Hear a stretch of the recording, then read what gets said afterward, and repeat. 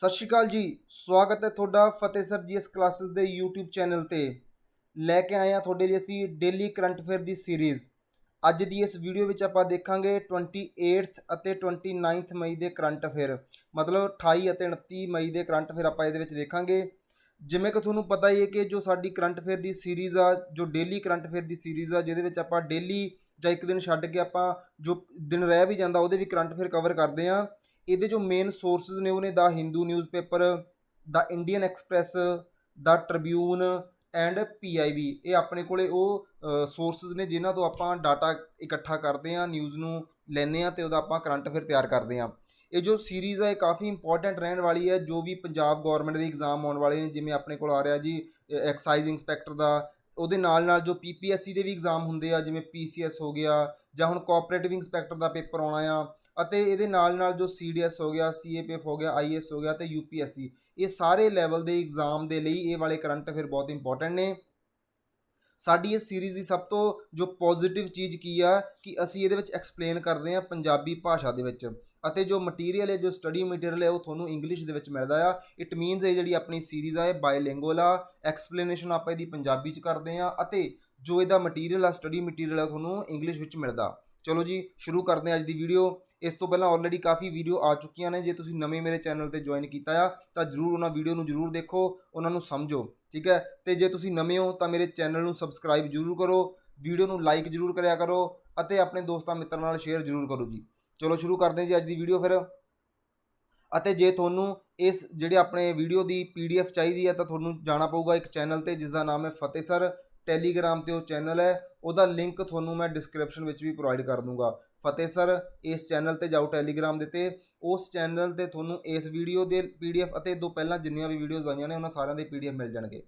ਅੱਗੇ ਵਧਣ ਤੋਂ ਪਹਿਲਾਂ ਆਪਾਂ ਦੇਖਦੇ ਹਾਂ ਕਿ ਅੱਜ ਦੀ ਇਸ ਵੀਡੀਓ ਵਿੱਚ ਆਪਾਂ ਕਰਨਾ ਕੀ ਹੈ, ਕਿਹੜੇ ਕਿਹੜੇ ਟੌਪਿਕ ਨੇ ਜੋ ਆਪਾਂ ਇਸ ਵੀਡੀਓ ਦੇ ਵਿੱਚ ਦੇਖਣੇ ਆ ਉਹ ਦੇਖ ਲਓ ਜੀ। ਸਭ ਤੋਂ ਪਹਿਲਾਂ ਆਪਣੇ ਕੋਲ ਇੱਕ ਵੀਟ ਜੋ ਕਣਕ ਹੈ ਉਹਦੀ ਇੱਕ ਨਵੀਂ ਵੈਰਾਈਟੀ ਆਈ ਹੈ, ਉਹਦੇ ਬਾਰੇ ਦੇਖਾਂਗੇ। ਪੂਸਾ ਸੌਫਟ ਵੀਟ 1 ਇਹਦਾ ਨਾਮ ਹੈ, ਬਹੁਤ ਇੰਪੋਰਟੈਂਟ ਆ। ਉਸ ਤੋਂ ਬਾਅਦ ਆਪਣੇ ਕੋਲ ਸੈਕਿੰਡ ਨਿਊਜ਼ ਹੋਊਗੀ GSLV F10 ਦੇ ਬਾਰੇ, ਜੋ ਕਿ ਇੱਕ ਮਿਸ਼ਨ ਆ, ਉਹਦੇ ਬਾਰੇ ਦੇਖਦੇ ਹਾਂ। ਉਹਦੇ ਨਾਲ ਹੀ ਮੈਂ ਕੋਸ਼ਿਸ਼ ਕੀਤੀ ਆ ਕਿ ਜੋ ਔਰਬਿਟ ਹੁੰਦੇ ਆ ਉਹਨਾਂ ਨੂੰ ਐਕਸਪਲੇਨ ਕੀਤਾ ਜਾਵੇ, ਕਿੰਨੇ ਤਰ੍ਹਾਂ ਦੇ ਔਰਬਿਟ ਹੁੰਦੇ ਆ, ਉਹਨਾਂ ਦੀ ਪ੍ਰੋਪਰ ਡਿਟੇਲਿੰਗ ਆਪਾਂ ਇਹਦੇ ਵਿੱਚ ਦੇਖਾਂਗੇ। ਉਸ ਤੋਂ ਬਾਅਦ ਜੋ ਵੂਮਨ ਆ ਉਹਨਾਂ ਦੀ ਰਿਪਰਜੈਂਟੇਸ਼ਨ ਆਰਮਡ ਫੋਰਸ ਦੇ ਵਿੱਚ, ਇਹ ਵੀ ਇੱਕ ਨਿਊਜ਼ ਆ, ਕਾਫੀ ਇੰਪੋਰਟੈਂਟ ਨਿਊਜ਼ ਆ, ਉਹ ਵੀ ਆਪਾਂ ਡਿਟੇਲ 'ਚ ਦੇਖਦੇ ਹਾਂ ਜੀ। ਇਸ ਦੇ ਨਾਲ ਹੀ ਆਪਾਂ ਦੇਖਾਂਗੇ ਇੰਟਰਨੈਸ਼ਨਲ ਬੁੱਕਰ ਪ੍ਰਾਈਜ਼, ਜੋ ਇੱਕ ਇੰਟਰਨੈਸ਼ਨਲ ਬੁੱਕਰ ਪ੍ਰਾਈਜ਼ ਮਿਲਿਆ ਆ, ਉਹਦੇ ਬਾਰੇ ਦੇਖਦੇ ਹਾਂ। ਫਿਰ ਗੱਲ ਚੱਲ ਰਹੀ ਹੈ ਯੂਨੀਫਾਰਮ ਸਿਵਲ ਕੋਡ ਦੀ, ਇਹ ਵੀ ਦੇਖਾਂਗੇ ਨਿਊਜ਼ ਨੂੰ ਡਿਟੇਲ ਦੇ ਵਿੱਚ। ਇਹਦੇ ਨਾਲ ਹੀ ਗ੍ਰੀਨ ਹਾਈਡਰੋਜਨ ਦੇ ਬਾਰੇ ਵੀ ਨਿਊਜ਼ ਹੈਗੀ ਸੀਗੀ, ਉਹਨੂੰ ਵੀ ਆਪਾਂ ਦੇਖਦੇ ਹਾਂ। ਨੈਸ਼ਨਲ ਹਾਈਡਰੋਜਨ ਮਿਸ਼ਨ ਬਾਰੇ ਦੇਖਦੇ ਹਾਂ ਆਪਾਂ, ਅਤੇ ਲੈਵੈਂਡਰ ਫੈਸਟੀਵਲ ਹੋਇਆ ਆ ਉਹਦੇ ਬਾਰੇ ਵੀ ਦੇਖਾਂਗੇ। ਇਹ ਮੇਨ ਉਹ ਨਿਊਜ਼ ਨੇ ਜੋ ਪਿਛਲੇ 2 ਦਿਨ 28th ਅਤੇ 29th ਦੇ ਵਿੱਚ ਹੈਪਨਿੰਗ ਹੋਈਆਂ ਨੇ, ਉਹਨਾਂ ਦੇ ਰਿਲੇਟਡ ਇਹ ਪੂਰੀ ਦੀ ਪੂਰੀ ਨਿਊਜ਼ ਆਪਾਂ ਦੇਖਦੇ ਹਾਂ ਜੀ। ਸਭ ਤੋਂ ਪਹਿਲੀ ਆਪਣੀ ਅੱਜ ਦੀ ਨਿਊਜ਼ ਹੈ ਪੂਸਾ ਸੌਫਟ ਵੀਟ 1, ਜਿਹੜੀ ਆਪਣੀ ਇੰਡੀਅਨ ਐਗਰੀਕਲਚਰ ਰਿਸਰਚ ਇੰਸਟੀਟਿਊਟ ਆ, ਠੀਕ ਆ ਜੀ, IARI ਇਹਨਾਂ ਨੇ ਡਿਵੈਲਪ ਕੀਤਾ ਹੈ ਇੱਕ ਸੌਫਟ ਵੀਟ ਵੈਰਾਈਟੀ। ਜਿਹੜੀ ਆਪਣੀ ਕਣਕ ਹੁੰਦੀ ਆ ਉਹਦੀ ਇੱਕ ਸੌਫਟ ਵੀਟ ਵੈਰਾਈਟੀ ਸਟਾਰਟ ਕੀਤੀ ਆ, ਜਿਹਦਾ ਨਾਮ ਹੈ ਆਪਣੇ ਕੋਲੇ ਪੂਸਾ ਸੌਫਟ ਵੀਟ 1, ਠੀਕ ਹੈ। ਇਹਦਾ ਜੋ ਟੈਕਨੀਕਲ ਨਾਮ ਹੋਏਗਾ HD 3443।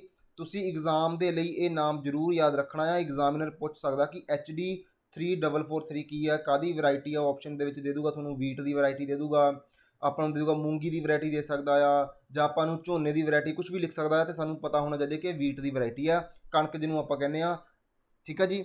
ਆਪਾਂ ਦੇਖੀ ਹੋਊਗੀ ਖੇਤਾਂ ਦੇ ਵਿੱਚ ਇੱਦਾਂ ਦੀ ਕਣਕ ਹੁੰਦੀ ਆ। ਹੁਣ ਤਾਂ ਵੈਸੇ ਤਾਂ ਜੋ ਸੀਜ਼ਨ ਆ ਰਿਹਾ ਆ ਉਹ ਆ ਰਿਹਾ ਆਪਣੇ ਕੋਲੇ ਝੋਨੇ ਦਾ। ਹਾਂ, ਇੱਥੇ ਕੁਐਸਚਨ ਆ ਤੁਹਾਡੇ ਲਈ ਕਿ ਜੋ ਕਣਕ ਆ ਜਿਹਨੂੰ ਆਪਾਂ ਵੀਟ ਕਹਿੰਦੇ ਆ, ਉਹ ਕਿਹੜੇ ਸੀਜ਼ਨ ਦੀ ਕਰੋਪ ਆ, ਰਬੀ ਕਰੋਪ ਆ ਕਿ ਖਰੀਫ ਕਰੋਪ ਆ? ਕਿਉਂਕਿ ਆਪਣੇ ਕੋਲੇ ਨੋਰਮਲੀ 2 ਸੀਜ਼ਨ ਹੁੰਦੇ ਆ, ਵੈਸੇ ਤਾਂ 3 ਵੀ ਹੁੰਦੇ ਆ। ਜਿਹੜਾ ਜ਼ੈਦ ਸੀਜ਼ਨ ਨੂੰ ਜੇ ਆਪਾਂ ਕਾਊਂਟ ਕਰੀਏ ਤਾਂ ਇਹਨਾਂ ਸੀਜ਼ਨਾਂ ਦੇ ਵਿੱਚੋਂ ਜਿਹੜੀ ਵੀਟ ਆ ਉਹ ਕਿਹੜੇ ਸੀਜ਼ਨ 'ਚ ਆਪਾਂ ਗਰੋ ਕਰਦੇ ਹਾਂ, ਤੁਸੀਂ ਉਹ ਕਮੈਂਟ ਬਾਕਸ ਦੇ ਵਿੱਚ ਜ਼ਰੂਰ ਦੱਸਣਾ ਜੀ। ਚਲੋ ਅੱਗੇ ਚੱਲਦੇ ਆਪਾਂ। ਇਹਦੇ ਬਾਰੇ ਕੀ ਹੈ ਕਿ ਇਦੋਂ ਪਹਿਲਾਂ ਵੀ ਜਿਹੜੀ ਆਪਣੀ IAR ਆ ਉਹਨਾਂ ਨੇ ਟਰਾਈ ਕੀਤਾ ਸੀਗਾ ਕਿ ਹੋਰ ਆਪਣੀ ਜਿਹੜੀ ਵੀਟ ਤਿਆਰ ਕੀਤੀ ਜਾਵੇ, ਉਹ ਸੀਗੀ ਸੌਫਟ ਵੀਟ ਨੇਮਡ HS490, ਠੀਕ ਹੈ। HS490 ਇਹ ਵੀ ਇੱਕ ਵੀਟ ਦਾ ਹੀ ਨਾਮ ਸੀਗਾ। ਇਹ ਤੋਂ ਪਹਿਲਾਂ ਟਰਾਈ ਕੀਤਾ ਸੀਗਾ 2008-2009 ਦੇ ਵਿੱਚ ਬਾਏ IARI, ਲੇਕਿਨ ਇਹਦੇ ਵਿੱਚ ਪ੍ਰੋਪਰਲੀ ਸਾਨੂੰ ਸਕਸੈਸ ਨਹੀਂ ਸੀ ਮਿਲੀ, ਕਿਉਂਕਿ ਜਿਹੜੀ ਯੀਲਡ ਸੀਗੀ ਉਹ ਸਾਨੂੰ ਜਿੱਥੇ ਤੱਕ ਅਸੀਂ ਚਾਹੁੰਦੇ ਸੀਗੇ ਨਹੀਂ ਪਹੁੰਚ ਪਾਈ। ਇਹਦੀ ਯੀਲਡ ਘੱਟ ਸੀਗੀ, ਇਸ ਕਰਕੇ ਇਹਦੀ ਗਰੋ ਨਹੀਂ ਹੋ ਸਕੀ ਇਹ ਵਾਲੀ। ਬਟ ਇੱਥੇ ਯਾਦ ਕੀ ਰੱਖਣਾ ਆਪਾਂ ਕਿ HS490 ਇੱਕ ਇਹ ਵੈਰਾਈਟੀ ਵੀਟ ਦੀ ਆ, ਦੂਜੀ ਜਿਹੜੀ ਆਪਾਂ ਹੁਣੀ ਦੇਖੀ ਆ HD 43443 ਇਹ ਦੋ ਵੈਰਾਈਟੀਜ਼ ਨੇ ਜੋ ਵੀਟ ਦੀਆਂ ਨੇ। ਉਹਦੇ ਨਾਲ ਨਾਲ ਆਪਾਂ ਦੇਖਦੇ ਹਾਂ ਜੀ ਪੂਸਾ ਸੌਫਟ ਵੀਟ 1 ਇੰਡੀਆ ਦੀ ਫਰਸਟ ਇੱਦਾਂ ਦੀ ਜਿਹੜੀ ਸੌਫਟ ਵੀਟ ਵੈਰਾਈਟੀ ਆ। ਠੀਕ ਆ, ਇਹ ਤੋਂ ਪਹਿਲਾਂ ਜਿੰਨੀਆਂ ਵੀ ਆਪਣੇ ਕੋਲ ਵੀਟ ਦੀਆਂ ਵੈਰਾਈਟੀਜ਼ ਨੇ ਉਹ ਸੌਫਟ ਵੀਟ ਨਹੀਂ ਗਈਆਂ, ਇਹ ਸੌਫਟ ਵੀਟ ਦੀ ਫਸਟ ਵੈਰਾਈਟੀ ਆ। ਇਹਨੂੰ ਰਜਿਸਟਰ ਕੀਤਾ ਗਿਆ with the protection of plant varieties and farmers right, ਜਿਹੜੀ ਇੱਕ ਅਥਾਰਟੀ ਉਹਦੇ ਅੰਦਰ ਇਹਨੂੰ ਆਪਾਂ ਰਜਿਸਟਰ ਵੀ ਕਰ ਲਿਆ ਆ। ਇਹਦਾ ਜਿਹੜਾ ਸਸਟੇਨੇਬਲ ਆਪਾਂ ਕਰਾਂਗੇ growth for the all producing state, ਜਿੰਨੀਆਂ ਵੀ ਪ੍ਰੋਡਿਊਸਿੰਗ ਸਟੇਟ ਨੇ ਆਪਣੇ ਕੋਲੇ ਉਹਦੇ ਵਿੱਚ ਆਪਾਂ ਇਹਨੂੰ ਗਰੋ ਕਰਾਂਗੇ। ਮਤਲਬ ਜਿੱਥੇ ਜਿੱਥੇ ਵੀਟ ਪ੍ਰੋਡਿਊਸ ਹੁੰਦੀ ਹੈ ਇੰਡੀਆ ਵਿੱਚ ਸਾਰੀ ਜਗ੍ਹਾ ਆਪਾਂ ਇਹਦੀ ਪ੍ਰੋਡਕਸ਼ਨ ਕਰਾਂਗੇ। ਇੱਥੇ ਇੱਕ ਹੋਰ ਕੁਐਸਚਨ ਆ, ਤੁਸੀਂ ਮੈਨੂੰ ਇਹ ਦੱਸਣਾ ਕਿ ਇੰਡੀਆ ਦੇ ਵਿੱਚ ਕਿਹੜੀ ਇੱਦਾਂ ਦੀ ਸਟੇਟ ਆ ਜੋ ਸਭ ਤੋਂ ਜ਼ਿਆਦਾ ਵੀਟ ਦਾ ਪ੍ਰੋਡਕਸ਼ਨ ਕਰਦੀ ਆ। ਠੀਕ ਆ, ਵੀਟ ਦੇ ਪ੍ਰੋਡਕਸ਼ਨ ਦੇ ਮਾਮਲੇ ਵਿੱਚ ਸਭ ਤੋਂ ਪਹਿਲੇ ਨੰਬਰ 'ਤੇ ਕਿਹੜੀ ਸਟੇਟ ਆ, ਕਮੈਂਟ ਬਾਕਸ ਦੇ ਵਿੱਚ ਆਨਸਰ ਜ਼ਰੂਰ ਕਰਿਓ ਜੀ। ਆਪਾਂ ਇਹਦੇ ਬਾਅਦ ਦੇਖਦੇ ਹਾਂ ਕਿ ਜਿਹੜੀ ਪ੍ਰੋਡਕਟੀਵਿਟੀ ਇਸ ਵੀਟ ਦੀ ਉਹ ਕਾਫੀ ਵਧੀਆ ਹੈ। ਜਿਹੜੀ ਸੌਫਟ ਵੀਟ ਦੀ ਆਪਾਂ ਗੱਲ ਕਰ ਰਹੇ ਹਾਂ ਲਗਭਗ 5 ਟਨ ਹੁੰਦੀ ਆ ਪਰ ਹੈਕਟੇਅਰ। ਠੀਕ ਹੈ, ਮਤਲਬ 50 ਕੁਆਂਟਲ ਦੇ ਰਾਊਂਡ ਆ ਪਰ ਹੈਕਟੇਅਰ ਦੇ ਵਿੱਚੋਂ। ਅਤੇ ਇਹਦੇ ਵਿੱਚ ਸਾਨੂੰ ਪ੍ਰੋਟੀਨ ਵੀ ਬਹੁਤ ਵਧੀਆ ਮਿਲਦੀ ਆ 11% ਦੇ ਨੀਅਰ ਅਬਾਊਟ, ਅਤੇ ਜੋ ਗਲੂਟਨ ਹੁੰਦਾ ਆ ਉਹ ਵੀ ਸਾਨੂੰ 8% ਦੇ ਰਾਊਂਡ ਜਾਂ 9% ਦੇ ਰਾਊਂਡ ਮਿਲਦਾ ਆ ਇਸ ਵੀਟ ਦੇ ਵਿੱਚ। ਆਪਾਂ ਰਿਕੁਆਇਰਮੈਂਟ ਦੀ ਗੱਲ ਕਰੀ ਕਿ ਰਿਕੁਆਇਰਮੈਂਟ ਕੀ ਸੀਗੀ, ਸਭ ਤੋਂ ਜ਼ਿਆਦਾ ਜੋ ਇਹਦਾ ਯੂਜ਼ ਹੋਊਗਾ ਆਪਾਂ ਨੂੰ ਹੋਊਗਾ ਜੀ ਜਿਹੜੀ ਇਹਦੀ ਗ੍ਰੈਂਡਿੰਗ, ਜਿਹੜਾ ਆਟਾ ਬਣਾਉਣ ਲਈ ਜਿਹੜੀ ਫੋਰਸ ਲੱਗਦੀ ਆ ਵੀਟ ਤੋਂ ਕਾਫੀ ਘੱਟ ਹੁੰਦੀ ਆ। ਠੀਕ ਆ, ਤਾਂ ਕਰਕੇ ਇਹਦੇ ਲਈ એનર્ਜੀ ਵੀ ਘੱਟ ਚਾਹੀਦੀ ਆ, ਜਿਹੜੀ ਸਭ ਤੋਂ ਵਧੀਆ ਇਹਦੇ ਲਈ ਚੀਜ਼ ਆ। ਅਤੇ ਉਸ ਤੋਂ ਬਾਅਦ ਇਹਦਾ ਯੂਜ਼ ਦੇਖੀਏ ਆਪਾਂ, ਕੇਕ ਬਣਾਉਣ ਦੇ ਵਿੱਚ ਇਹਦਾ ਯੂਜ਼ ਕੀਤਾ ਜਾਊਗਾ, ਬਿਸਕੁਟ ਬਣਾਉਣ ਦੇ ਵਿੱਚ ਯੂਜ਼ ਕੀਤਾ ਜਾਊਗਾ, ਨੂਡਲਸ ਵਗੈਰਾ ਬਣਦੇ ਨੇ, ਜਾਂ ਉਹਦੇ ਨਾਲ ਨਾਲ ਜੋ ਵੀ ਚੀਜ਼ਾਂ ਫਲੋਰ ਵਗੈਰਾ ਆਟਾ ਵੀ ਆ, ਇਹਨਾਂ ਸਾਰੀਆਂ ਚੀਜ਼ਾਂ ਦੇ ਵਿੱਚ ਜਿੱਥੇ ਜਿੱਥੇ ਵੀਟ ਯੂਜ਼ ਹੁੰਦੀ ਆ ਉੱਥੇ ਸੌਫਟ ਵੀਟ ਕਾਫੀ ਵਧੀਆ ਰੋਲ ਪਲੇ ਕਰ ਸਕਦੀ ਆ। ਮਤਲਬ ਇਹਨੂੰ ਅਸੀਂ ਹੋਰ ਜ਼ਿਆਦਾ ਕਮਰਸ਼ੀਅਲਾਈਜ਼ ਕਰ ਸਕਦੇ ਹਾਂ। ਇਸ ਵੀਟ ਤੋਂ ਪ੍ਰੋਸੈਸਿੰਗ ਜਿਹੜੀ ਇੰਡਸਟਰੀ ਹੁੰਦੀ ਆ, ਫੂਡ ਪ੍ਰੋਸੈਸਿੰਗ ਇੰਡਸਟਰੀ, ਉਹਨੂੰ ਹੋਰ ਗਰੋ ਕਰ ਸਕਦੀ ਆ। ਇਹ ਸੀਗੀ ਅੱਜ ਦੀ ਫਸਟ ਨਿਊਜ਼। ਉਦੋਂ ਬਾਅਦ ਆਪਾਂ ਦੇਖਦੇ ਹਾਂ ਸੈਕੰਡ ਨਿਊਜ਼। ਜੋ ਸੈਕੰਡ ਨਿਊਜ਼ ਹੈ ਉਹ ਹੈ GSLV F10 ਦੇ ਰਿਲੇਟਡ EOS 03 ਮਿਸ਼ਨ, ਇੱਕ ਮਿਸ਼ਨ ਸੀਗਾ। ਨਿਊਜ਼ ਦੇ ਵਿੱਚ ਕਿਉਂ ਆ, ਕਿਉਂਕਿ ਇਹ ਜਿਹੜਾ ਮਿਸ਼ਨ ਆਪਾਂ GSLV Mark 2 ਇਹਦੇ ਥਰੂ ਇੱਕ ਮਿਸ਼ਨ ਭੇਜਿਆ ਸੀਗਾ, ਜਿਸ ਮਿਸ਼ਨ ਦਾ ਨਾਮ ਹੈਗਾ ਜੀ EOS 3। ਇਹ ਕਿਸੇ ਨਾ ਕਿਸੇ ਤਰ੍ਹਾਂ 'ਚ ਮਾਲ ਫੰਕਸ਼ਨਿੰਗ ਹੋਈ ਆ ਇਸ ਰੌਕਟ ਦੇ ਵਿੱਚ, ਅਤੇ ਉਹਦੇ ਕਰਕੇ ਮਿਸ਼ਨ ਫੇਲ ਹੋ ਗਿਆ, ਜੋ ਕਿ ਇੱਕ ਵਧੀਆ ਨਿਊਜ਼ ਨਹੀਂ ਹੈਗੀ ਸਾਡੇ ਲਈ। ਮਤਲਬ ਯਾਦ ਰੱਖਣਾ ਕਿ ਅੱਪਰ ਸਟੇਜ 'ਤੇ ਜਾ ਕੇ ਜੋ GSLV Mark 2 ਰੌਕਟ ਆ ਉਹਨੇ ਆਪਣਾ ਕੰਮ ਸਹੀ ਤਰੀਕੇ ਨਾਲ ਨਹੀਂ ਕੀਤਾ ਅਤੇ ਉੱਪਰ ਜਾ ਕੇ ਫੇਲ ਹੋ ਗਿਆ, ਜਿਹਦੇ ਕਰਕੇ ਜਿਹੜਾ ਮਿਸ਼ਨ ਸੀਗਾ ਉਹਨੂੰ ਅਬੂਟ ਕਰਨਾ ਪਿਆ, ਕੈਂਸਲ ਕਰਨਾ ਪਿਆ। ਇਸ ਮਿਸ਼ਨ ਦਾ ਨਾਮ ਹੈਗਾ ਆਪਣੇ ਕੋਲ GSLV F10/EOS 03 ਮਿਸ਼ਨ। ਠੀਕ ਆ, ਵੈਸੇ ਆਪਾਂ ਦੇਖੀਏ ਜੇ ਜਿਹੜੇ ਰੌਕਟ ਵਗੈਰਾ ਜਾਂਦੇ ਆ ਇੱਦਾਂ ਦੀ ਜਗ੍ਹਾ ਹੁੰਦੀ, ਤੁਸੀਂ ਦੇਖਣਾ ਇਸਰੋ ਦਾ ਇਹ ਰੌਕਟ ਜਾਊਗਾ, ਇਹਦੇ ਵਿੱਚ ਇੱਕ ਜਿਹੜਾ ਲਾਂਚਿੰਗ ਵਹੀਕਲ ਹੁੰਦਾ ਆ, ਪਲੱਸ ਇਹਦੇ ਨਾਲ ਇੱਕ ਸੈਟਲਾਈਟ ਹੁੰਦਾ ਜੋ ਕਿ ਆਪਾਂ ਅੱਪਰ ਏਅਰ ਦੇ ਵਿੱਚ ਉਹਨੂੰ ਜਾ ਕੇ ਛੱਡਦੇ ਹਾਂ। ਹੁਣ ਆਪਾਂ ਦੇਖਦੇ ਹਾਂ ਜੀ ਜਿਹੜੀ ਲੀਕੇਜ ਹੋਈ ਆ ਉਹ ਕਿੱਥੇ ਹੋਈ ਆ। ਸਾਨੂੰ ਲੀਕੇਜ ਦੇਖਣ ਨੂੰ ਮਿਲੀ ਆ VRV ਦੇ ਵਿੱਚ, ਜਿਹਦੀ ਫੁੱਲ ਫਾਰਮ ਹੈਗੀ ਆ ਵੈਂਟ ਐਂਡ ਰਿਲੀਫ ਵਾਲਵ। ਇੱਕ ਵਾਲਵ ਹੁੰਦਾ ਆ ਜਿਹਦੇ ਵਿੱਚ ਕੀ ਲੀਕੇਜ ਹੋਈ ਆ, ਜਿਹਦੇ ਨਾਲ ਕੀ ਹੋਗਾ ਕਿ ਸਾਡਾ ਲੋਅਰ ਪ੍ਰੈਸ਼ਰ ਹੋ ਗਿਆ, ਜਿਹੜਾ ਕਿ ਹੁੰਦਾ ਆਪਣੇ ਕੋਲੇ LH2 ਦਾ, ਜੋ ਲਿਕੁਇਡ ਹਾਈਡਰੋਜਨ ਹੁੰਦਾ ਉਹਦਾ ਪ੍ਰੈਸ਼ਰ ਘਟ ਗਿਆ। ਇਟ ਮੀਨਸ ਕਿਤੇ ਨਾ ਕਿਤੇ ਸਾਡੇ ਲਈ ਹੈਗਾ ਜੀ ਫਿਊਲ ਇਸ ਆਪਣੇ ਵਹੀਕਲ ਦਾ, ਹਾਈਡਰੋਜਨ ਦਾ ਫਿਊਲ ਹੁੰਦਾ ਆ। ਜਦੋਂ ਫਿਊਲ ਹੀ ਘਟ ਗਿਆ ਤਾਂ ਓਬਵੀਅਸ ਆ ਕਿ ਉਹ ਮਿਸ਼ਨ ਜ਼ਿਆਦਾ ਚਿਰ ਨਹੀਂ ਚੱਲੂਗਾ ਅਤੇ ਉਹ ਮਿਸ਼ਨ ਹੋ ਗਿਆ ਫੇਲ। ਠੀਕ ਆ, ਹੁਣ ਸਾਨੂੰ ਜ਼ਰੂਰਤ ਆ ਕਿ ਜੋ GSLV ਦੇ ਵਿੱਚ ਦਿੱਕਤ ਆਈ ਆ ਉਹਨੂੰ ਅਸੀਂ ਇੰਪਰੂਵ ਕਰੀਏ, ਜੋ ਵੀ ਕਮੀਆਂ ਨੇ ਉਹਨਾਂ ਦੇ ਵਿੱਚ ਐਡ ਕਰੀਏ, ਅਤੇ 2022 ਦੇ ਸੈਕਿੰਡ ਹਾਫ ਦੇ ਵਿੱਚ ਦੁਬਾਰਾ ਤੋਂ ਇਹਨੂੰ ਰੈਡੀ ਕਰੀਏ ਇਸ ਵਹੀਕਲ ਨੂੰ, ਕਿ ਇਹ ਹੋਰ ਜ਼ਿਆਦਾ ਤੋਂ ਜ਼ਿਆਦਾ ਸੈਟਲਾਈਟ ਲੈ ਕੇ ਉੱਪਰ ਜਾਵੇ। ਪਰਟੀਕੂਲਰਲੀ ਆਪਾਂ ਜੇ ਗੱਲ ਕਰੀਏ GSLV F10 ਦੀ, ਇਹਦੀ ਫੁੱਲ ਫਾਰਮ ਕੀ ਆਪਣੇ ਕੋਲੇ JIO ਸਿਨਕ੍ਰੋਨਸ satellite launch vehicle F10। ਮਤਲਬ ਇਹਨੇ F10 ਮਤਲਬ ਕਿ ਇਹਨੇ F10 ਜਿਹੜਾ ਮਿਸ਼ਨ ਇਹਦਾ ਸੀਗਾ, ਇਹਨਾਂ ਨੇ ਡਿਜ਼ਾਈਨ ਕੀਤਾ ਗਿਆ ਸੀ ਇਸ ਲਾਂਚ ਵਹੀਕਲ ਨੂੰ ਫॉर ਦਾ ਲਾਂਚਿੰਗ ਆ ਸੈਟਲਾਈਟ, ਜਿਹਦਾ ਸੈਟਲਾਈਟ ਦਾ ਨਾਮ ਹੈਗਾ ਆਪਣੇ ਕੋਲੇ EOS 03। EOS ਕੀ ਆ, ਅਰਥ ਆਬਜ਼ਰਵੇਟਰੀ ਸੈਟਲਾਈਟ। ਠੀਕ ਆ, ਹੁਣ ਥੋੜ੍ਹਾ ਜਿਹਾ ਇੱਥੇ ਡਿਫਰੈਂਸ਼ੀਏਟ ਮੈਂ ਤੁਹਾਨੂੰ ਕਰ ਦੇਵਾਂ ਇੱਕ ਚੀਜ਼ਾਂ ਦੋ ਤਿੰਨ ਜੋ ਤੁਹਾਨੂੰ ਧਿਆਨ ਰੱਖਣੇ ਤੁਸੀਂ। ਆਪਣੇ ਕੋਲ ਦੇਖੋ ਜੀ ਸੈਟਲਾਈਟ ਦਾ ਨਾਮ ਕੀ ਆ EOS 3, ਇਹ ਸਾਰਾ ਸੈਟਲਾਈਟ ਹੈ ਸਾਡੇ ਕੋਲ। ਠੀਕ ਆ, ਇਸ ਸੈਟਲਾਈਟ ਦੀ ਫੁੱਲ ਫਾਰਮ ਕੀ ਆ, ਅਰਥ ਆਬਜ਼ਰਵੇਸ਼ਨ ਸੈਟਲਾਈਟ। ਇਸ ਸੈਟਲਾਈਟ ਨੂੰ ਜੋ ਅਸਮਾਨ ਦੇ ਵਿੱਚ ਲੈ ਕੇ ਜਾਊਗਾ ਉਹ ਹੁੰਦਾ ਲਾਂਚ ਵਹੀਕਲ। ਉਸ ਲਾਂਚ ਵਹੀਕਲ ਦਾ ਨਾਮ ਆਪਣੇ ਕੋਲ ਹੈਗਾ GSLV। ਠੀਕ ਆ ਜੀ, Mark 2। ਅਤੇ GSLV ਦੀ ਫੁੱਲ ਫਾਰਮ ਕੀ ਆਪਣੇ ਕੋਲ ਜੀਓ ਸਿਨਕ੍ਰੋਨਸ ਸੈਟਲਾਈਟ ਲਾਂਚ ਵਹੀਕਲ। ਅਤੇ ਇਸ ਸੈਟਲਾਈਟ ਨੂੰ ਛੱਡਿਆ ਕਿੱਥੇ ਜਾਊਗਾ, ਆਪਣੇ ਸਕਾਈ ਦੇ ਵਿੱਚ, ਸਪੇਸ ਦੇ ਵਿੱਚ ਜਾ ਕੇ ਇੱਕ ਔਰਬਿਟ ਹੁੰਦਾ GTO ਔਰਬਿਟ। ਠੀਕ ਆ, ਅਤੇ GTO ਔਰਬਿਟ ਦੀ ਫੁੱਲ ਫਾਰਮ ਕੀ ਆ, JIO ਸਿਨਕ੍ਰੋਨਸ transfer orbit. It means ਅਸੀਂ ਇੱਥੇ ਤਿੰਨ ਚੀਜ਼ਾਂ ਦੇਖੀਆਂ, ਇੱਕ ਤਾਂ ਔਰਬਿਟ ਦੇਖਿਆ ਜਿਹਦੇ ਵਿੱਚ ਜਾ ਕੇ ਸਟੇ ਕੀਤਾ ਜਾਊਗਾ ਇਹਨੂੰ, ਦੂਜਾ ਇਸ ਸੈਟਲਾਈਟ ਦਾ ਨਾਮ ਦੇਖਿਆ, ਅਤੇ ਤੀਜਾ ਉਸ ਲਾਂਚ ਵਹੀਕਲ ਦਾ ਨਾਮ ਦੇਖਿਆ ਜਿਹੜਾ ਇਹਨੂੰ ਲੈ ਕੇ ਜਾਊਗਾ। ਧਿਆਨ ਰੱਖਿਓ ਉਹਨਾਂ ਤਿੰਨਾਂ ਚੀਜ਼ਾਂ ਨੂੰ ਡਿਫਰੈਂਸ਼ੀਏਟ ਜ਼ਰੂਰ ਕਰਿਓ ਜੀ। ਠੀਕ ਆ, ਆਪਾਂ ਹੁਣ ਥੋੜ੍ਹਾ ਜਿਹਾ ਸੈਟਲਾਈਟ ਦੇ ਬਾਰੇ ਦੇਖਦੇ ਹਾਂ ਕਿ ਸੈਟਲਾਈਟ ਕੀ ਆ। एक इदां दा सैटेलाइट है जो कि अर्थ की ऑब्जरवेशन करूगा, ठीक है, जिन्हों असी जियो सिनक्रोनसिस ट्रांसफर ऑर्बिट दे विच स्टेबल करांगे। क्लीयर। अर्थ की ऑब्जरवेशन किद्दां हुंदी आ कि जो अर्थ के उपर कोई फॉरेस्ट आ जां आपां नूं इहदियां इमेजन फोटो वगैरह चाहिए होंदियां तां ओह इत्थे दिंदा। आपां इहदा ऑब्जैक्टिव भी देख लैने इस अपने सैटेलाइट का। रीयल टाइम इन्हें इमेजिन देनी आपां नूं, असल तस्वीरां देनियां कि किद्दां दियां ने। मॉनीटर करूगा जिन्ने साडे नैचुरल डिजास्टर आ सकते हैं, जे कोई इदां दी वड्डी आफत आ सकती देश ते उहनूं भी देखूगा। कोई इदां दे ईवेंट जिहड़े कि ज़्यादा किते फ्लड आ गया जां किते फॉरेस्ट फायर हो रही आ, उन्हां चीज़ां नूं देखण दे लई इहदा यूज़ किया जाऊगा। इट मीनस किते ना किते जिवें आपां घरां विच CCTV कैमरा लगाउने आ तां इह देश दा CCTV कैमरा हो सकदा जिहड़ा कि उप्पर आसमान दे विचों देश दी हर एक जो एक्टिविटी हो रही है उहनूं देखूगा। देखो ਇਹਦਾ ਨਾਲ ਦੀ ਨਾਲ ਸਪੈਸ਼ਲ ਜਿਹੜਾ ਯੂਜ਼ ਹੋਊਗਾ, ਜਿਵੇਂ ਪਹਿਲਾਂ ਵੀ ਦੱਸਿਆ ਕਿ ਐਗਰੀਕਲਚਰ ਦੇ ਵਿੱਚ ਹੋ ਗਿਆ, ਫੋਰੈਸਟਰੀ ਦੇ ਵਿੱਚ ਹੋ ਗਿਆ, ਵਾਟਰ ਬੋਡੀਜ਼ ਹੋ ਗਈਆਂ, ਜਾਂ ਕੋਈ ਸਾਈਕਲੋਨ ਆ ਰਿਹਾ ਆ, ਕਲਾਊਡ ਬਰਸਟ ਹੋ ਰਹੀ ਆ, ਡਿਜ਼ਾਸਟਰ ਹੋ ਰਿਹਾ ਕਿਤੇ ਨਾ ਕਿਤੇ, ਇਹਨਾਂ ਚੀਜ਼ਾਂ ਨੂੰ ਮੋਨੀਟਰ ਕਰਨ ਦੇ ਲਈ ਇਹਦਾ ਯੂਜ਼ ਕੀਤਾ ਜਾਊਗਾ। ਹੁਣ ਸਾਡੇ ਕੋਲ ਕੁਐਸਚਨ ਆਉਂਦਾ ਕਿ ਜੋ ਆਪਾਂ ਦੇਖਿਆ ਜੀਓ ਸਿਨਕ੍ਰੋਨਸ ਜਿਹੜਾ ਆਰਬਿਟ ਆ GTO, ਹੋਰ ਇਹ ਕਿਹੜੇ ਕਿਹੜੇ ਆਰਬਿਟ ਹੁੰਦੇ ਆ। ਆਰਬਿਟ ਦੀ ਥੋੜੀ ਜਿਹੀ ਡਿਟੇਲ ਦੇਖੀਏ, ਹਾਲਾਂਕਿ ਸਾਇੰਸ ਐਂਡ ਟੈਕ ਦਾ ਪਾਰਟ ਆ, ਹੈ ਬਹੁਤ ਇੰਪੋਰਟੈਂਟ ਆ, ਐਗਜ਼ਾਮ ਦੇ ਵਿੱਚ ਪੁੱਛਿਆ ਜਾ ਸਕਦਾ। ਠੀਕ ਆ ਜੀ, ਚਲੋ ਦੇਖਦੇ ਆਪਾਂ ਇਹਨੂੰ। ਆਪਣੇ ਕੋਲ ਨੋਰਮਲੀ ਟੋਟਲ 5 ਤਰ੍ਹਾਂ ਦੇ ਆਰਬਿਟ ਹੁੰਦੇ ਆ। ਸਭ ਤੋਂ ਪਹਿਲਾਂ ਹੈਗਾ JIO stationery orbit GEO, second ਹੁੰਦਾ ਆਪਣੇ ਕੋਲ ਲੋ ਅਰਥ ਆਰਬਿਟ, ਥਰਡ ਹੁੰਦਾ ਮੀਡੀਅਮ ਅਰਥ ਆਰਬਿਟ, ਫੋਰਥ ਹੁੰਦਾ ਆਪਣੇ ਕੋਲ ਸਨ ਸਿਨਕ੍ਰੋਨਸਿਸ ਆਰਬਿਟ, ਐਂਡ ਫਿਫਥ ਹੁੰਦਾ ਆ ਜੀਓ ਸਟੇਸ਼ਨਰੀ ਟਰਾਂਸਫਰ ਆਰਬਿਟ। ਸਭ ਤੋਂ ਪਹਿਲਾਂ ਆਪਾਂ ਦੇਖਦੇ ਹਾਂ ਜੀਓ ਸਟੇਸ਼ਨਰੀ ਅਰਥ ਆਰਬਿਟ। ਇਹਨੂੰ ਅਸੀਂ ਇੱਕ ਹੋਰ ਨਾਮ ਨਾਲ ਜਾਣਦੇ ਹਾਂ, ਜੀਓ ਸਿਨਕ੍ਰੋਨਸਿਸ ਇਕੁਏਟਰ ਆਰਬਿਟ। ਠੀਕ ਆ, ਇਹ लो ਇਨਕਲੇਸ਼ਨ ਤੇ ਹੁੰਦਾ ਆ ਆਰਬਿਟ, लो ਇਨਕਲੇਸ਼ਨ ਆਰਬਿਟ ਹੁੰਦਾ, ਯਾਨੀ ਕਿ ਇਹਦਾ ਜਿਹੜਾ ਐਂਗਲ ਹੁੰਦਾ ਉਹ ਜ਼ਿਆਦਾ ਨਹੀਂ ਹੁੰਦਾ। ਇਹ ਸੈਟਲਾਈਟ ਕੀ ਕਰਦਾ ਜੀ, ਸਟੇਸ਼ਨਰੀ ਹੁੰਦਾ। ਜੋ ਵੀ ਆਪਾਂ ਸੈਟਲਾਈਟ ਜੋ ਜਿਵੇਂ ਅਰਥ ਆ, ਥੱਲੇ ਫੋਟੋ ਮੈਂ ਤੁਹਾਨੂੰ ਦਿਖਾ ਦੇਣਾ ਉਹ ਤੋਂ ਪਹਿਲਾਂ, ਫਿਰ ਹੀ ਅੱਗੇ ਦੱਸੂਗਾ ਜੀ। ਠੀਕ ਹੈ, ਆ ਰਹੀ ਜੀ ਫੋਟੋ। ਠੀਕ ਹੈ, ਜੇ ਵੀ ਕੋਈ ਆਪਾਂ ਸੈਟਲਾਈਟ ਛੱਡਿਆ, ਉਹ ਅਰਥ ਦੇ ਵਿਦ ਰਿਸਪੈਕਟ ਟੂ ਕਿਸੇ ਪਰਟੀਕੂਲਰ ਪੁਆਇੰਟ ਦੇ ਨਾਲ ਉਹ ਸਟੇਬਲ ਰਹੂਗਾ, ਜੁਆਇੰਟ ਰਹੂਗਾ, ਉੱਥੋਂ ਹੀ ਉਹ ਮੂਵ ਕਰੂਗਾ।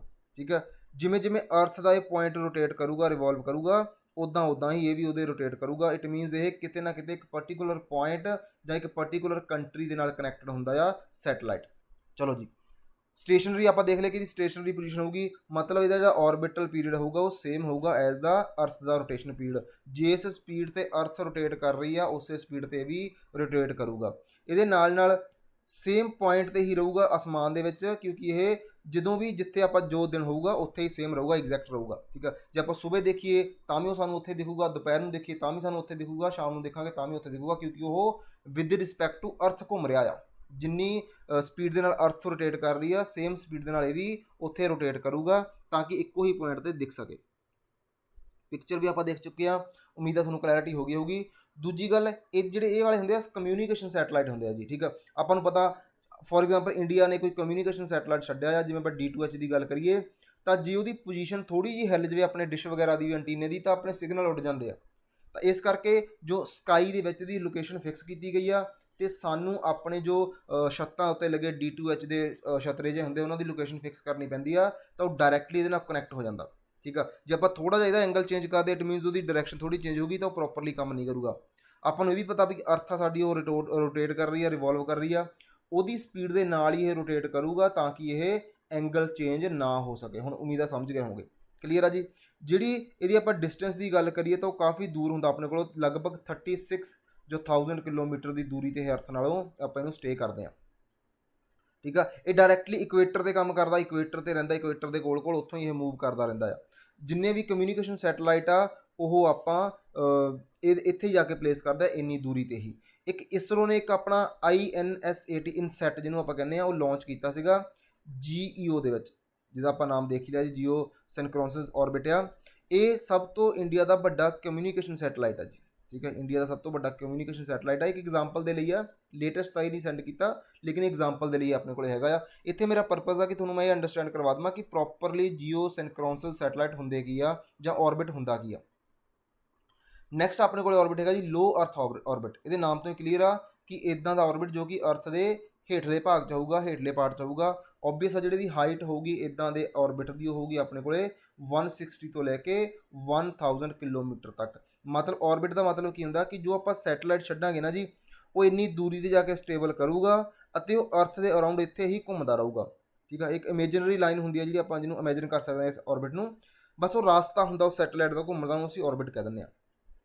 ਕਾਫੀ ਇਹ ਕਲੋਜ਼ ਹੁੰਦਾ ਅਰਥ ਦੇ ਸਰਫੇਸ ਦੇ। ਜਿਹੜੇ ਇਦਾਂ ਦੇ ਸੈਟੇਲਾਈਟ ਹੁੰਦੇ ਆ ਉਹਨਾਂ ਨੂੰ ਖਾਸ ਕਰ ਜਿਹੜੇ ਇਦਾਂ ਦੇ ਸੈਟੇਲਾਈਟ ਜੋ ਅਸੀਂ ਇਸ ਏਰੀਆ ਵਿੱਚ ਇੰਸਟਾਲ ਕਰਦੇ ਹਾਂ, ਉਹਨਾਂ ਦਾ ਯੂਜ਼ ਆਪਾਂ ਕਰਦੇ ਹਾਂ ਜੀ ਇਮੇਜਿਨ ਦੇ ਲਈ, ਮਤਲਬ ਤਸਵੀਰਾਂ ਲੈਣ ਦੇ ਲਈ, ਠੀਕ ਹੈ। ਜਾਂ ਆਪਾਂ ਜਿਹੜੇ ਇਹ ਖਾਸ ਕਰਕੇ ਇਹ ਵੀ ਏਰੀਆ ਹੁੰਦੇ ਜਿੱਥੇ ਜੋ ਐਸਟਰੋਇਡ ਆਪਣੇ ਹੁੰਦੇ ਆ ਉਹ ਟਰੈਵਲ ਕਰਦੇ ਆ ਇਸ ਏਰੀਏ ਤੱਕ ਲੋ ਅਰਥ ਔਰਬਿਟ ਦੇ ਵਿੱਚ। ਜੋ ਆਪਣੇ ਐਸਟਰੋਇਡ ਜਾਣਗੇ ਐਟਮੋਸਫੇਅਰ ਦੇ ਵਿੱਚ, ਉੱਥੇ ਜਾ ਕੇ ਜੋ ਵੀ ਇਨਫੋਰਮੇਸ਼ਨ ਲੈਣੀ ਹੁੰਦੀ ਆ ਤਾਂ ਉਹ ਇਸ ਏਰੀਏ ਦੇ ਵਿੱਚ ਜਾ ਕੇ ਸਟੇ ਕਰਦੇ ਆ। ਜੋ ਰਿਮੋਟ ਸੈਂਸਿੰਗ ਸੈਟੇਲਾਈਟ ਹੁੰਦੇ ਆ ਉਹ ਵੀ ਅਸੀਂ ਇਸ ਔਰਬਿਟ ਦੇ ਵਿੱਚ ਹੀ ਜਾ ਕੇ ਇਹਨਾਂ ਨੂੰ ਇੰਸਟਾਲ ਕਰਦੇ ਹਾਂ, ਠੀਕ ਆ। ਤਾਂ ਇਹਨਾਂ ਦਾ ਜ਼ਰੂਰ ਧਿਆਨ ਨਾਲ ਇੱਕ ਵਾਰ ਸੁਣ ਲਿਓ, ਫਿਰ ਦੁਬਾਰਾ ਜੇ ਕਲੈਰਿਟੀ ਨਾ ਹੋਗੀ ਮੈਂ ਟਰਾਈ ਕੀਤਾ ਕਿ ਤੁਹਾਨੂੰ ਪ੍ਰੋਪਰਲੀ ਕਲੀਅਰ ਕਲੈਰਿਟੀ ਹੋ ਜਾਵੇ ਕਿ ਔਰਬਿਟ ਹੁੰਦੇ ਕੀ ਆ। ਤੀਜੇ ਨੰਬਰ 'ਤੇ ਆਪਣੇ ਕੋਲ ਔਰਬਿਟ ਹੁੰਦਾ ਜੀ ਮੀਡੀਅਮ ਅਰਥ ਔਰਬਿਟ ਜਿਹੜਾ ਹੁੰਦਾ ਆਪਣਾ, ਇਹਦਾ ਅਲਟੀਟਿਊਡ ਹੋਊਗਾ ਆਪਣੇ ਕੋਲ ਲੋ ਅਰਥ ਔਰਬਿਟ ਤੇ ਜੀਓ ਦੇ ਵਿਚਕਾਰ ਹੋਊਗਾ ਬਿਲਕੁਲ, ਮਤਲਬ ਨਾ ਤਾਂ ਇਹ ਜ਼ਿਆਦਾ ਨੀਚੇ ਹੋਊਗਾ ਨਾ ਹੀ ਜ਼ਿਆਦਾ ਇਹ ਹਾਈਟ 'ਤੇ ਹੋਊਗਾ, ਦੋਨਾਂ ਦੇ ਸੈਂਟਰ ਜਿਹੇ 'ਚ ਹੁੰਦਾ ਆ। ਇਹਨੂੰ ਆਪਾਂ ਮੀਡੀਅਮ ਅਰਥ ਔਰਬਿਟ ਵੀ ਕਹਿੰਦੇ ਆ ਕਿਉਂਕਿ ਇਹ ਦੋਨਾਂ ਦੇ ਮੀਡੀਅਮ ਵਿੱਚ ਆ। ਇਸੇ ਕਰਕੇ ਇਹਦਾ ਇੱਕ ਹੋਰ ਨਾਮ ਆ ਜੀ ਇੰਟਰਮੀਡੀਏਟ ਸਰਕਲ ਔਰਬਿਟ, ਠੀਕ ਆ। ਇੰਟਰਮੀਡੀਏਟ ਆ ਜੀ ਇਹ। ਇਹਦੇ ਵਿੱਚ ਕੀ ਹੁੰਦਾ ਆ ਕਿ ਜੋ ਸਿਮਿਲੈਰਿਟੀਜ਼ ਹੁੰਦੀਆਂ ਉਹਦੀਆਂ ਲੋਅਰ ਅਰਥ ਔਰਬਿਟ ਵਾਲੀਆਂ ਸਾਰੀਆਂ ਦੀਆਂ ਸਾਰੀਆਂ, ਠੀਕ ਹੈ। But do not have to track the path along the earth equator. ਅਰਥ ਇਕੁਏਟਰ ਦੇ ਨਾਲ ਇਹ ਪਾਥ ਜਿਹੜਾ ਉਹਨੂੰ ਟਰੈਕ ਨਹੀਂ ਕਰੂਗਾ, ਲੇਕਿਨ ਜਿਹੜੀਆਂ ਸਿਮਿਲੈਰਿਟੀਜ਼ ਹੁੰਦੀਆਂ ਉਹ ਲੋ ਅਰਥ ਔਰਬਿਟ ਵਾਲੀਆਂ ਹੀ ਹੁੰਦੀਆਂ। ਮਤਲਬ ਜੋ ਵੀ ਸੈਟੇਲਾਈਟ ਆਪਾਂ ਇੱਥੇ ਇੰਸਟਾਲ ਕਰਾਂਗੇ ਉਹ ਰਿਮੋਟ ਸੈਂਸਿੰਗ ਸੈਟੇਲਾਈਟ ਹੋਣਗੇ, ਉਹ ਤਸਵੀਰਾਂ ਲੈਣਗੇ ਅਤੇ ਉਹ ਸਾਨੂੰ ਕਾਫੀ ਸਾਰੀ ਨੌਲੇਜ ਦੇਣਗੇ। ਜੋ ਨੈਵੀਗੇਸ਼ਨ ਸੈਟੇਲਾਈਟ ਹੁੰਦੇ ਆ ਜਿਵੇਂ ਕਿ ਆਰਟੀਫਿਸ਼ੀਅਲ ਸੈਟੇਲਾਈਟ ਜੋ ਕਿ ਸਾਨੂੰ ਰੀਅਲ ਟਾਈਮ ਲੋਕੇਸ਼ਨ ਦਿੰਦੇ ਆ, ਜਿਹਨੂੰ ਆਪਾਂ GPS ਵੀ ਕਹਿ ਦਿੰਦੇ ਆ, ਉਹ ਅਕਸਰ ਇਸ ਏਰੀਆ ਵਿੱਚ ਪਲੇਸ ਕੀਤੇ ਜਾਂਦੇ ਆ, ਜਿਹਦੀ ਕਿ ਹਾਈਟ ਹੁੰਦੀ ਆ ਲਗਭਗ 20,000 ਦੇ ਅਰਾਊਂਡ ਕਿਲੋਮੀਟਰ, ਠੀਕ ਆ।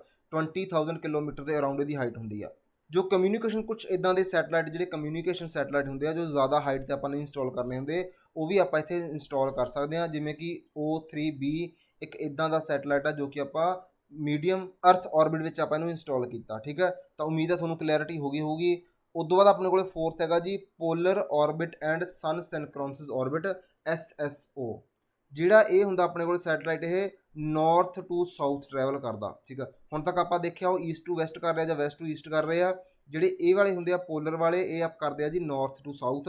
ਇਹਨਾਂ ਦਾ ਨਾਮ ਹੁੰਦਾ ਆਪਣੇ ਕੋਲੇ ਸਨ ਸਿਨਕ੍ਰੋਨਸਿਸ ਔਰਬਿਟ, ਠੀਕ ਹੈ। ਸਨ ਸਿਨਕ੍ਰੋਨਸਿਸ ਔਰਬਿਟ ਇਹ ਅਰਥ ਦੇ ਪੋਲ ਤੋਂ ਪੋਲ ਮੂਵ ਕਰਦੇ ਆ ਅਤੇ ਜਿਹੜੀ ਇਹਨਾਂ ਦੀ ਹਾਈਟ ਹੁੰਦੀ ਆ ਉਹ ਲਗਭਗ 200 ਕਿਲੋਮੀਟਰ ਮਿਨੀਮਮ ਹੁੰਦੀ ਆ, 600 ਤੋਂ 800 ਕਿਲੋਮੀਟਰ ਮੈਕਸਿਮਮ ਹੁੰਦੀ ਆ, ਠੀਕ ਆ। ਹੁਣ ਆਪਾਂ ਦੇਖੋ ਇੱਕ ਆਪਾਂ ਹੋਰ ਦੇਖਿਆ ਸੀਗਾ ਲੋ ਅਰਥ ਔਰਬਿਟ, ਉਹ ਵੀ ਉਹਦੀ ਹਾਈਟ ਵੀ ਲਗਭਗ 1000 ਕਿਲੋਮੀਟਰ ਤੱਕ ਸੀਗੀ, ਲੇਕਿਨ ਉਹ ਵੈਸਟ ਟੂ ਈਸਟ ਟਰੈਵਲ ਕਰਦਾ ਸੀਗਾ। ਜਿਹੜੇ ਪੋਲਰ ਸੈਟੇਲਾਈਟ ਆ ਜਾਂ ਪੋਲਰ ਔਰਬਿਟ ਆ ਜਾਂ ਸਨ ਸਿਨਕ੍ਰੋਨਸਿਸ ਔਰਬਿਟ ਆ ਇਹ north to south pole move ਕਰਦੇ ਆ। ਦੋਨਾਂ ਵਿੱਚ ਇਹ ਡਿਫਰੈਂਸ ਆ, ਹਾਈਟ ਦੋਨਾਂ ਦੀ ਸੇਮ ਆ ਜੀ, ਆ ਦੇਖੋ, ਠੀਕ ਆ। ਇਹ ਇੱਦਾਂ ਟਰੈਵਲ ਕਰਨਗੇ ਨਾਰਥ ਟੂ ਸਾਊਥ। ਉਸ ਤੋਂ ਬਾਅਦ ਆਪਾਂ ਜੇ ਦੇਖੀਏ ਇਹਨਾਂ ਨੂੰ ਅਸੀਂ ਸਨ ਸਿਨਕ੍ਰੋਨਸਿਸ ਸੈਟੇਲਾਈਟ ਵੀ ਕਹਿੰਦੇ ਆ ਕਿਉਂਕਿ ਇਹ ਫਿਕਸ ਪੋਜੀਸ਼ਨ ਕਰ ਲੈਂਦੇ ਆ ਸਨ ਦੇ ਨਾਲ, ਜਿੱਥੇ ਜਿੱਥੇ ਸੂਰਜ ਟਰੈਵਲ ਕਰੂਗਾ ਉਵੇਂ ਉਵੇਂ ਇਹ ਟਰੈਵਲ ਕਰਦੇ ਰਹਿੰਦੇ ਆ। ਜਿਹੜੇ ਇਹ ਏਰੀਏ ਹੁੰਦੇ ਆ ਇਹ ਨੋਰਮਲੀ ਆਪਾਂ ਜਿਹੜੇ ਇੱਥੇ ਸੈਟੇਲਾਈਟ ਇਹਨਾਂ ਨੂੰ ਇੰਸਟਾਲ ਕਰਦੇ ਆ ਉਹਨਾਂ ਦਾ ਸਭ ਤੋਂ ਵਧੀਆ ਕੰਮ ਹੁੰਦਾ ਆਪਾਂ ਫੋਟੋਆਂ ਲੈਣੀਆਂ, ਸਪਾਈ ਕਰਨੀ, ਵੈਦਰ ਸੈਟੇਲਾਈਟ ਵਗੈਰਾ ਉਹ ਇਸ ਏਰੀਆ ਦੇ ਵਿੱਚ ਹੀ ਇੰਸਟਾਲ ਕੀਤੇ ਜਾਂਦੇ ਆ। ਨੈਕਸਟ ਆਪਾਂ ਦੇਖਦੇ ਹਾਂ ਜੀਓ ਸਟੇਸ਼ਨਰੀ ਟਰਾਂਸਫਰ ਔਰਬਿਟ। ਇੱਕ ਤੀਜੀ ਟਾਈਪ ਦੇ ਔਰਬਿਟ ਆ, ਫਿਫਥ ਟਾਈਪ ਦੇ ਔਰਬਿਟ ਆ। ਇਹਦੇ ਵਿੱਚ ਕੀ ਹੁੰਦਾ ਹੈ, ਇਹਨਾਂ ਔਰਬਿਟ ਨੂੰ ਜਿਹੜਾ ਇਹ ਔਰਬਿਟ ਹੁੰਦਾ ਆਪਣੇ ਕੋਲ GTO, ਇਹਨੂੰ ਅਸੀਂ ਯੂਜ਼ ਕਰਦੇ ਹਾਂ ਐਜ਼ ਅ ਟਰੈਵਲ ਜਾਂ ਇੰਟਰਮੀਡੀਏਟ ਔਰਬਿਟ। ਜੋ ਵੀ ਅਸੀਂ ਇੱਕ ਔਰਬਿਟ ਛੱਡਿਆ ਲੋਅਰ ਔਰਬਿਟ ਤੋਂ ਹਾਇਰ ਔਰਬਿਟ ਤੱਕ ਜਾਣ ਦੇ ਲਈ ਜੋ ਉਹਨੂੰ ਡਿਸਟੈਂਸ ਟਰੈਵਲ ਕਰਨਾ ਪੈਂਦਾ ਆ, ਉਹ ਇੱਕ ਵਾਰ ਸਟੇ ਕਰਦਾ ਆ ਇਸ ਏਰੀਏ ਦੇ ਵਿੱਚ ਜਾ ਕੇ, ਠੀਕ ਹੈ। ਮਤਲਬ ਕਿ ਜਦੋਂ ਇੱਕ ਔਰਬਿਟ ਤੋਂ ਦੂਜੇ ਔਰਬਿਟ ਵਿੱਚ ਉਹਨੂੰ ਟਰੈਵਲ ਕਰਨਾ ਆ ਤਾਂ ਉਹ ਇੱਥੇ ਆ ਕੇ ਸਟੇ ਲੈਂਦਾ ਆ, ਠੀਕ ਆ। ਇਸ ਕਰਕੇ ਅਸੀਂ ਇਹਨੂੰ ਇੰਟਰਮੀਡੀਏਟ ਸਟੈਪ ਵੀ ਕਹਿੰਦੇ ਆ। ਕਲੀਅਰ ਆ ਜੀ। ਮਤਲਬ ਕਿ ਥੱਲਿਓਂ ਅਸੀਂ ਸੈਟੇਲਾਈਟ ਲਾਂਚ ਕੀਤਾ, ਉਹ ਇੱਕ ਵਾਰ ਇੱਥੇ ਜਾ ਕੇ ਰੁਕੂਗਾ, ਉਸ ਤੋਂ ਬਾਅਦ ਉਹ ਅੱਗੇ ਜਾਊਗਾ। ਇਸ ਕਾਰਨ ਇਹਦਾ ਯੂਜ਼ ਆਪਾਂ ਇਸ ਕਰਕੇ ਕਰਦੇ ਹਾਂ ਤਾਂ ਕਿ ਉਹ ਘੱਟ ਐਨਰਜੀ ਨੂੰ ਯੂਜ਼ ਕਰੇ। ਜਦੋਂ ਇੱਕ ਸੈਟੇਲਾਈਟ GEO ਤੋਂ ਟਰੈਵਲ ਕਰੂਗਾ GTO, ਠੀਕ ਹੈ, ਉਹਨੇ GEO ਜਾਣਾ ਆ, ਸਭ ਤੋਂ ਹਾਈਟ 'ਤੇ ਜਾਣਾ ਆ। ਸਭ ਤੋਂ ਪਹਿਲਾਂ GTO ਦੇ ਵਿੱਚ ਰੁਕੂਗਾ, ਉਦੋਂ ਬਾਅਦ ਹੀ ਉਹ GEO ਦੇ ਵਿੱਚ ਜਾਊਗਾ, ਨਾ ਕਿ ਸਿੱਧਾ ਇੱਥੇ ਜਾਂਦਾ GEO ਦੇ ਵਿੱਚ। ਜੋ ਇਹਦੇ ਇੱਕ ਹੋਰ ਇੰਪੋਰਟੈਂਟ ਕੀ ਆ ਕਿ ਇਹਦਾ ਜਿਹੜਾ ਪਾਥ ਹੁੰਦਾ ਉਹ ਇਲਿਪਟੀਕਲ ਹੁੰਦਾ, ਠੀਕ ਆ। ਇਸੈਂਟਰਿਕ ਇਹਦਾ ਪਾਰਟ ਹੁੰਦਾ ਆ, ਔਰਬਿਟ ਦਾ ਇਸੈਂਟਰਿਕ ਹੁੰਦਾ, ਇਹਦਾ ਇਲਿਪਟੀਕਲ ਪਾਥ ਆਊਗਾ। ਆਪਾਂ ਫੋਟੋ ਵਿੱਚ ਦੇਖਦੇ ਹਾਂ ਜੀ, ਆਹ ਦੇਖੋ। ਸਭ ਤੋਂ ਪਹਿਲਾਂ ਜਾਣਾ ਦਾ ਟਾਰਗੇਟ ਕੀ ਸੀਗਾ, ਬਿਲਕੁਲ ਹਾਈਟ ਦੇ। ਪਹਿਲਾਂ ਉਹ ਇੱਥੋਂ ਤੁਰਿਆ ਇੰਨੀ ਹਾਈਟ 'ਤੇ ਰਹੂਗਾ, ਫਿਰ ਉਹ ਇੰਟਰਮੀਡੀਏਟ 'ਚ ਆਊਗਾ, ਉਦੋਂ ਬਾਅਦ ਉਹ ਆਪਣੇ ਐਟ ਦੀ ਐਂਡ ਜੋ ਡੈਸਟੀਨੇਸ਼ਨ ਹੋਊਗੀ ਉੱਥੇ ਜਾ ਕੇ ਸਟੇ ਕਰੂਗਾ, ਠੀਕ ਆ। ਇਹ ਹੈਗਾ, ਇੱਕ ਵਾਰ ਗੋ ਥਰੂ ਕਰਵਾ ਦੇਵਾਂ ਤੁਹਾਨੂੰ ਬੇਸਿਕ ਜਾਂ ਕੀ ਡਿਫਰੈਂਸ ਆ। ਜੋ ਵੀ ਆਪਣੇ ਕੋਲ ਹੈਗੇ ਆ ਜੀ ਸਾਰੇ ਦੇ ਸਾਰੇ ਔਰਬਿਟ ਆਪਣੇ ਕੋਲ ਜ਼ੋਨ ਆ। ਸਭ ਤੋਂ ਪਹਿਲਾਂ ਹੈਗਾ ਜੀਓ ਸਟੇਸ਼ਨਰੀ। ਇਹ ਕੀ ਹੁੰਦਾ ਆ, ਇਹ ਅਰਥ ਦੇ ਨਾਲ ਸਟੇਸ਼ਨ ਹੋ ਜਾਂਦਾ, ਫਿਕਸ ਹੋ ਜਾਂਦਾ ਇੱਕ ਪਾਰਟੀਕੂਲਰ ਪੁਆਇੰਟ ਦੇ ਲਈ। ਇਹ ਕਮਿਊਨੀਕੇਸ਼ਨ ਸੈਟਲਾਈਟ ਆ, ਇਹ ਸਭ ਤੋਂ ਜ਼ਿਆਦਾ ਹਾਈਟ ਤੇ ਹੁੰਦਾ, ਠੀਕ ਆ। ਇਹ ਈਸਟ ਵੈਸਟ ਟੂ ਈਸਟ ਇਹ ਟਰੈਵਲ ਕਰਦਾ, ਉਹ ਟਰੈਵਲ ਨਹੀਂ ਸੌਰੀ, ਇਹ ਤਾਂ ਅਰਥ ਦੇ ਨਾਲ ਹੀ ਸਟੇਸ਼ਨਰੀ ਰਹਿੰਦਾ। ਇਹ ਅਰਥ ਦੇ ਅਰਾਊਂਡ ਨਹੀਂ ਘੁੰਮਦਾ ਬਿਲਕੁਲ ਵੀ, ਅਰਥ ਦੇ ਨਾਲ ਹੀ ਇਹ ਫਿਕਸ ਹੋ ਜਾਂਦਾ। ਉਦੋਂ ਬਾਅਦ ਆਪਣੇ ਕੋਲ ਹੈਗਾ ਲੋ ਅਰਥ ਔਰਬਿਟ। ਇਹਦਾ ਆਪਾਂ ਦੇਖ ਲਿਆ ਕਿ ਹਾਈਟ ਦੇਖ ਲਈ ਆ, ਅਤੇ ਇਹ ਵੀ ਦੇਖ ਲਿਆ ਕਿ ਅਰਥ ਦੇ ਕਲੋਜ਼ ਰਹਿੰਦਾ ਆ, ਇਕੁਏਟਰ ਦੇ ਕੋਲ ਥੋੜ੍ਹਾ ਜਿਹਾ ਇਨਕਲੇਸ਼ਨ 'ਤੇ ਘੁੰਮਦਾ ਆ। ਇਹਦਾ ਯੂਜ਼ ਦੇਖ ਲਿਆ ਆਪਾਂ। ਫਿਰ ਆਪਾਂ ਮੀਡੀਅਮ ਅਰਥ ਔਰਬਿਟ ਦੇਖਿਆ ਸੀਗਾ, ਇਹ ਦੋਨਾਂ ਦੇ ਵਿਚਕਾਰ ਹੁੰਦਾ ਆ, ਇਹਦਾ ਯੂਜ਼ ਆਪਾਂ ਦੇਖ ਲਿਆ। ਫਿਰ ਆਪਾਂ ਪੋਲਰ ਔਰਬਿਟ ਦੇਖ ਲਿਆ, ਇਹ ਨਾਰਥ ਟੂ ਸਾਊਥ ਪੋਲ ਜਾਂਦਾ ਆ, ਇਹਦਾ ਯੂਜ਼ ਦੇਖ ਲਿਆ। ਅਤੇ ਲਾਸਟ 'ਤੇ ਆਪਾਂ ਦੇਖਿਆ ਜੀ ਜਿਓ ਸਟੇਸ਼ਨਰੀ ਟਰਾਂਸਫਰ ਔਰਬਿਟ, ਇਹਦਾ ਵੀ ਯੂਜ਼ ਦੇਖ ਲਿਆ ਅਤੇ ਇਹਦੀ ਪੋਜੀਸ਼ਨ ਦੇਖ ਲਈ ਆ। ਕਲੀਅਰ ਆ ਜੀ।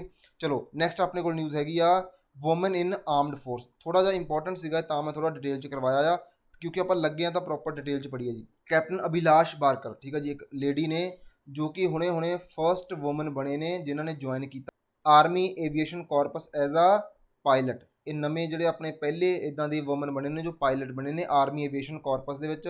ਇਹਨਾਂ ਨੂੰ ਦੇਖੋ ਜੀ, ਇਹਨਾਂ ਦੀ ਤਸਵੀਰ ਦੇਖੋ, ਇਹ ਨੇ ਉਹ ਰਿਸਪੈਕਟਡ ਲੇਡੀ ਜਿਨ੍ਹਾਂ ਨੇ ਕਿ ਇਹ ਅਚੀਵਮੈਂਟ ਹਾਸਲ ਕੀਤੀ ਆ, ਠੀਕ ਆ।